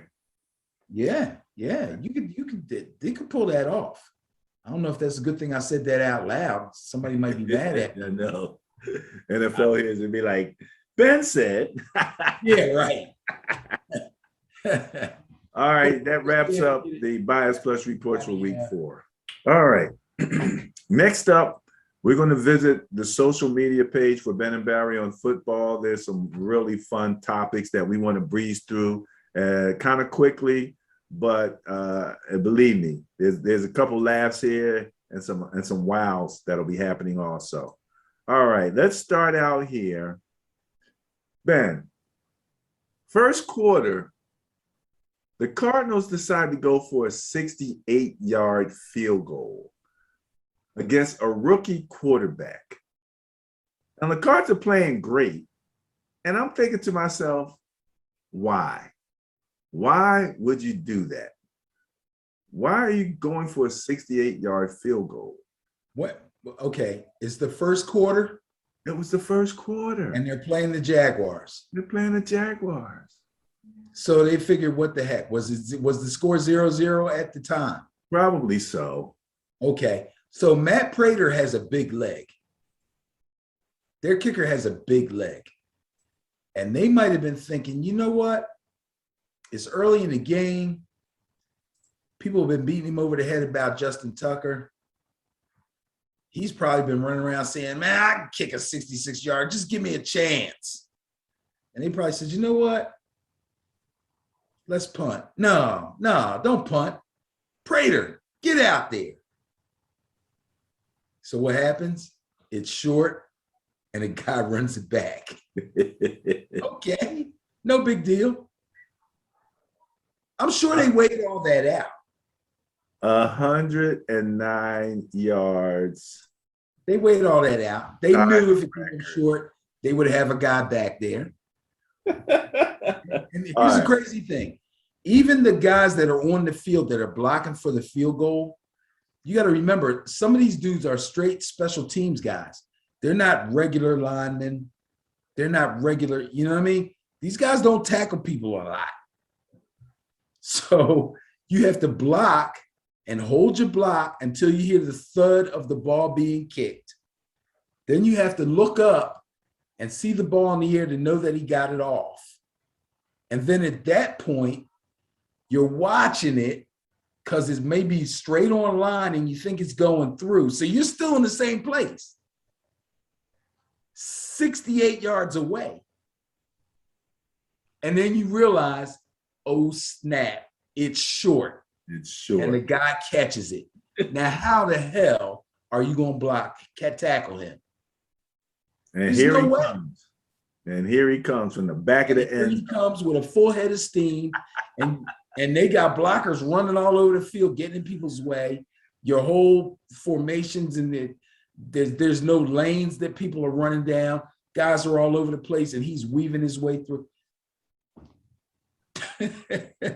That's the price you pay when you kick a long field goal. It can happen to anybody. I saw it happen in a college game. It was the greatest thing. They call it the kick six. Kick six, yeah. Auburn against Alabama, I believe. Oh, really? Yep. Or it might have been Clemson. I think it was Auburn and Alabama. Okay. Which is a huge rivalry. All right, And next up on the social media page, what is La'el Collins thinking? this is crazy. First of all,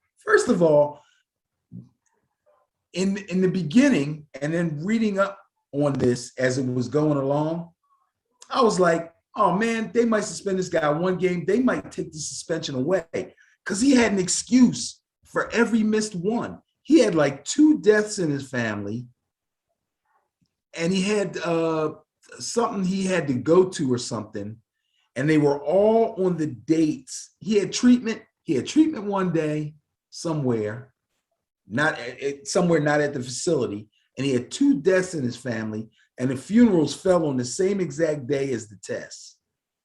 That's what I was reading. And I was like, oh, he's going to get away with this. He's cool. He's probably not dirty anyway. Then I read this. Oh, he's dirty. Why would you try to bribe the guy giving you the test if you're not dirty? Come on, bro. And this carried on for like 2 or 3 weeks. Really? You could go and get some piss somewhere. But from what I've heard, I shouldn't even said that, because from what I've heard, they do this like they do dudes on parole, man. The guy gives you the cup and he stands right there and looks at you. Oh, really? Oh, yeah. Yeah. Ain't no more going in the stall or go to the bathroom and come back. Ain't no more of that. Mm-mm. Oh, wow. Wow. Yeah. Because cats figured out a way to beat it. Jeez. Okay. Well, I just thought it was an amazing thing right there with this guy, man. Let's go to the next one. All right. Did you see this? 6 games? Huh? What are they giving him? 6 games? I'm not sure. We'll have to come back here. They don't say in the highlight there. That's stupid. They don't say in the highlight. Yeah, he's in Now, you and I have talked about Mr. Gase. This is great. Is this hilarious? So it says Marshall High's first year without Adam Gase wins the state title. LSU's first year without Adam Gase wins a national championship. Peyton Manning's first year without Adam Gase wins a Super Bowl. Ryan Tannehill's first year without Adam Gase, comeback player of the year. And Sam Darnold's first year without Adam Gase, first quarterback. 3-0. And that's right now. That's happening right now. That's right now. Is that hilarious or what? That, I tell you, that's a terrible indictment on Adam Gase. Adam Gase, I will bet money, will never be a head coach in the NFL ever again. There's a possibility that he could get a coordinator's job. Right now, I don't even know if he's working. He might be. I don't know. But I tell you the truth, he will never, ever be a head coach in the NFL. The best bet for him is try to find himself a nice Division I college job. All right. Adam Gase, we know something's wrong with him. And this was just worth a laugh. the crying Jordan, and for the Bucks with the Madden thing there. Oh man, people kill me with the grind. All right, here's your boy. Because they both lost the same week. Is that why that is? Yeah. Here's your boy getting his love, man. I don't know why this is messing up here, but they raised it for Eli. Did they was it with the number like restricted? Ring of Honor and the retired his number? Retired his number. Did they? Nobody wanted to wear that number anyway, but no, I'm just playing. Eli Manning, 2-time Super Bowl winner, 2-time Super Bowl MVP. Can't take it away from him. Puts him on track to be a Hall of Famer. Haters are going to hate. I could care less. Beat Brady twice. I got nothing but love for him. And he has a running back that we named The Gift because he got him another last year on this contract. Yeah, he didn't do one nothing. more year. He didn't do nothing with it. Yeah, well, he got it. That's the number one thing. Okay. Next up in here, we talked a little bit about Justin Herbert, but here they just ran some stats comparing him, that matchup that he had with Patrick Mahomes, 281, 4 touchdowns to 3, no interceptions, and a completion rate. He completely outdueled Patrick Mahomes based on those statistics. Number one, he's a better pure quarterback. I know people are going to say I'm crazy, but he's a better pure quarterback. Number two, because Mahomes does so many crazy things that everybody loves him for being able to do, and they look great when they're successful, turned out to give him 2 interceptions and a lower percentage, completion percentage, because again, all those fancy throws and all that, no look behind the back and all that stuff, sometimes that can blow up in your face. Happened in the Super Bowl, happened again on Sunday. Right. Gotta get an offensive line, bro. As good as he is throwing the ball on the move, that's not ideal.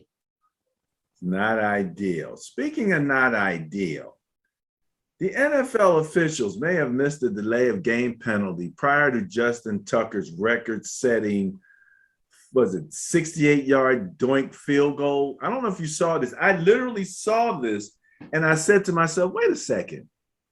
Where's the flag? No call. The clock had run out. It was on 0 before that ball was snapped, and they didn't throw nothing. That would have been it. The Lions would have won that game. I didn't see it live, but when I saw it, the commentators that were doing the game were actually counting down. And the guy's like 3, 2, 1. And there's the snap. I'm like, whoa, what? Wait a minute. There's a big fat 0 up there. A big fat 0 there, man. How you guys going to just miss that? That was egregious, bro. Oh man, I'm telling you, egregious. It was crazy. It was crazy. All right. I must commend the Lions coach who has said some crazy things since he took over there. He said some real crazy things about biting people's kneecaps off and stuff like that. But he took it pretty well. He was really civil. He said, you know what? They're going to look at it and they're going to call me tomorrow and they're going to apologize and it's not going to change anything. I'm paraphrasing the thing, man. However, those feisty Lions, had that not happened, we'd be talking about those Lions in a whole different way, wouldn't we? Like, they beat the Ravens? What the heck? Hey. Gave them all they can handle. What can I say, bro? You said watch the Lions like 2 weeks ago. I'm cool. I'm watching. All right. Last thing I have, Benny, they're going to test your creativity skills. Uh-oh. We want you to give me 5 drinks. Oh, yeah, you got a couple drinks under your belt. This is meme time. What the hell? Brock and Godwin are standing there looking at the pile. And the meme is, what is Gronk saying to Godwin? because they don't look like they're about to get involved in that. No, they're not interested at all. Gronk's probably saying, "You jumping in? I'm not jumping in."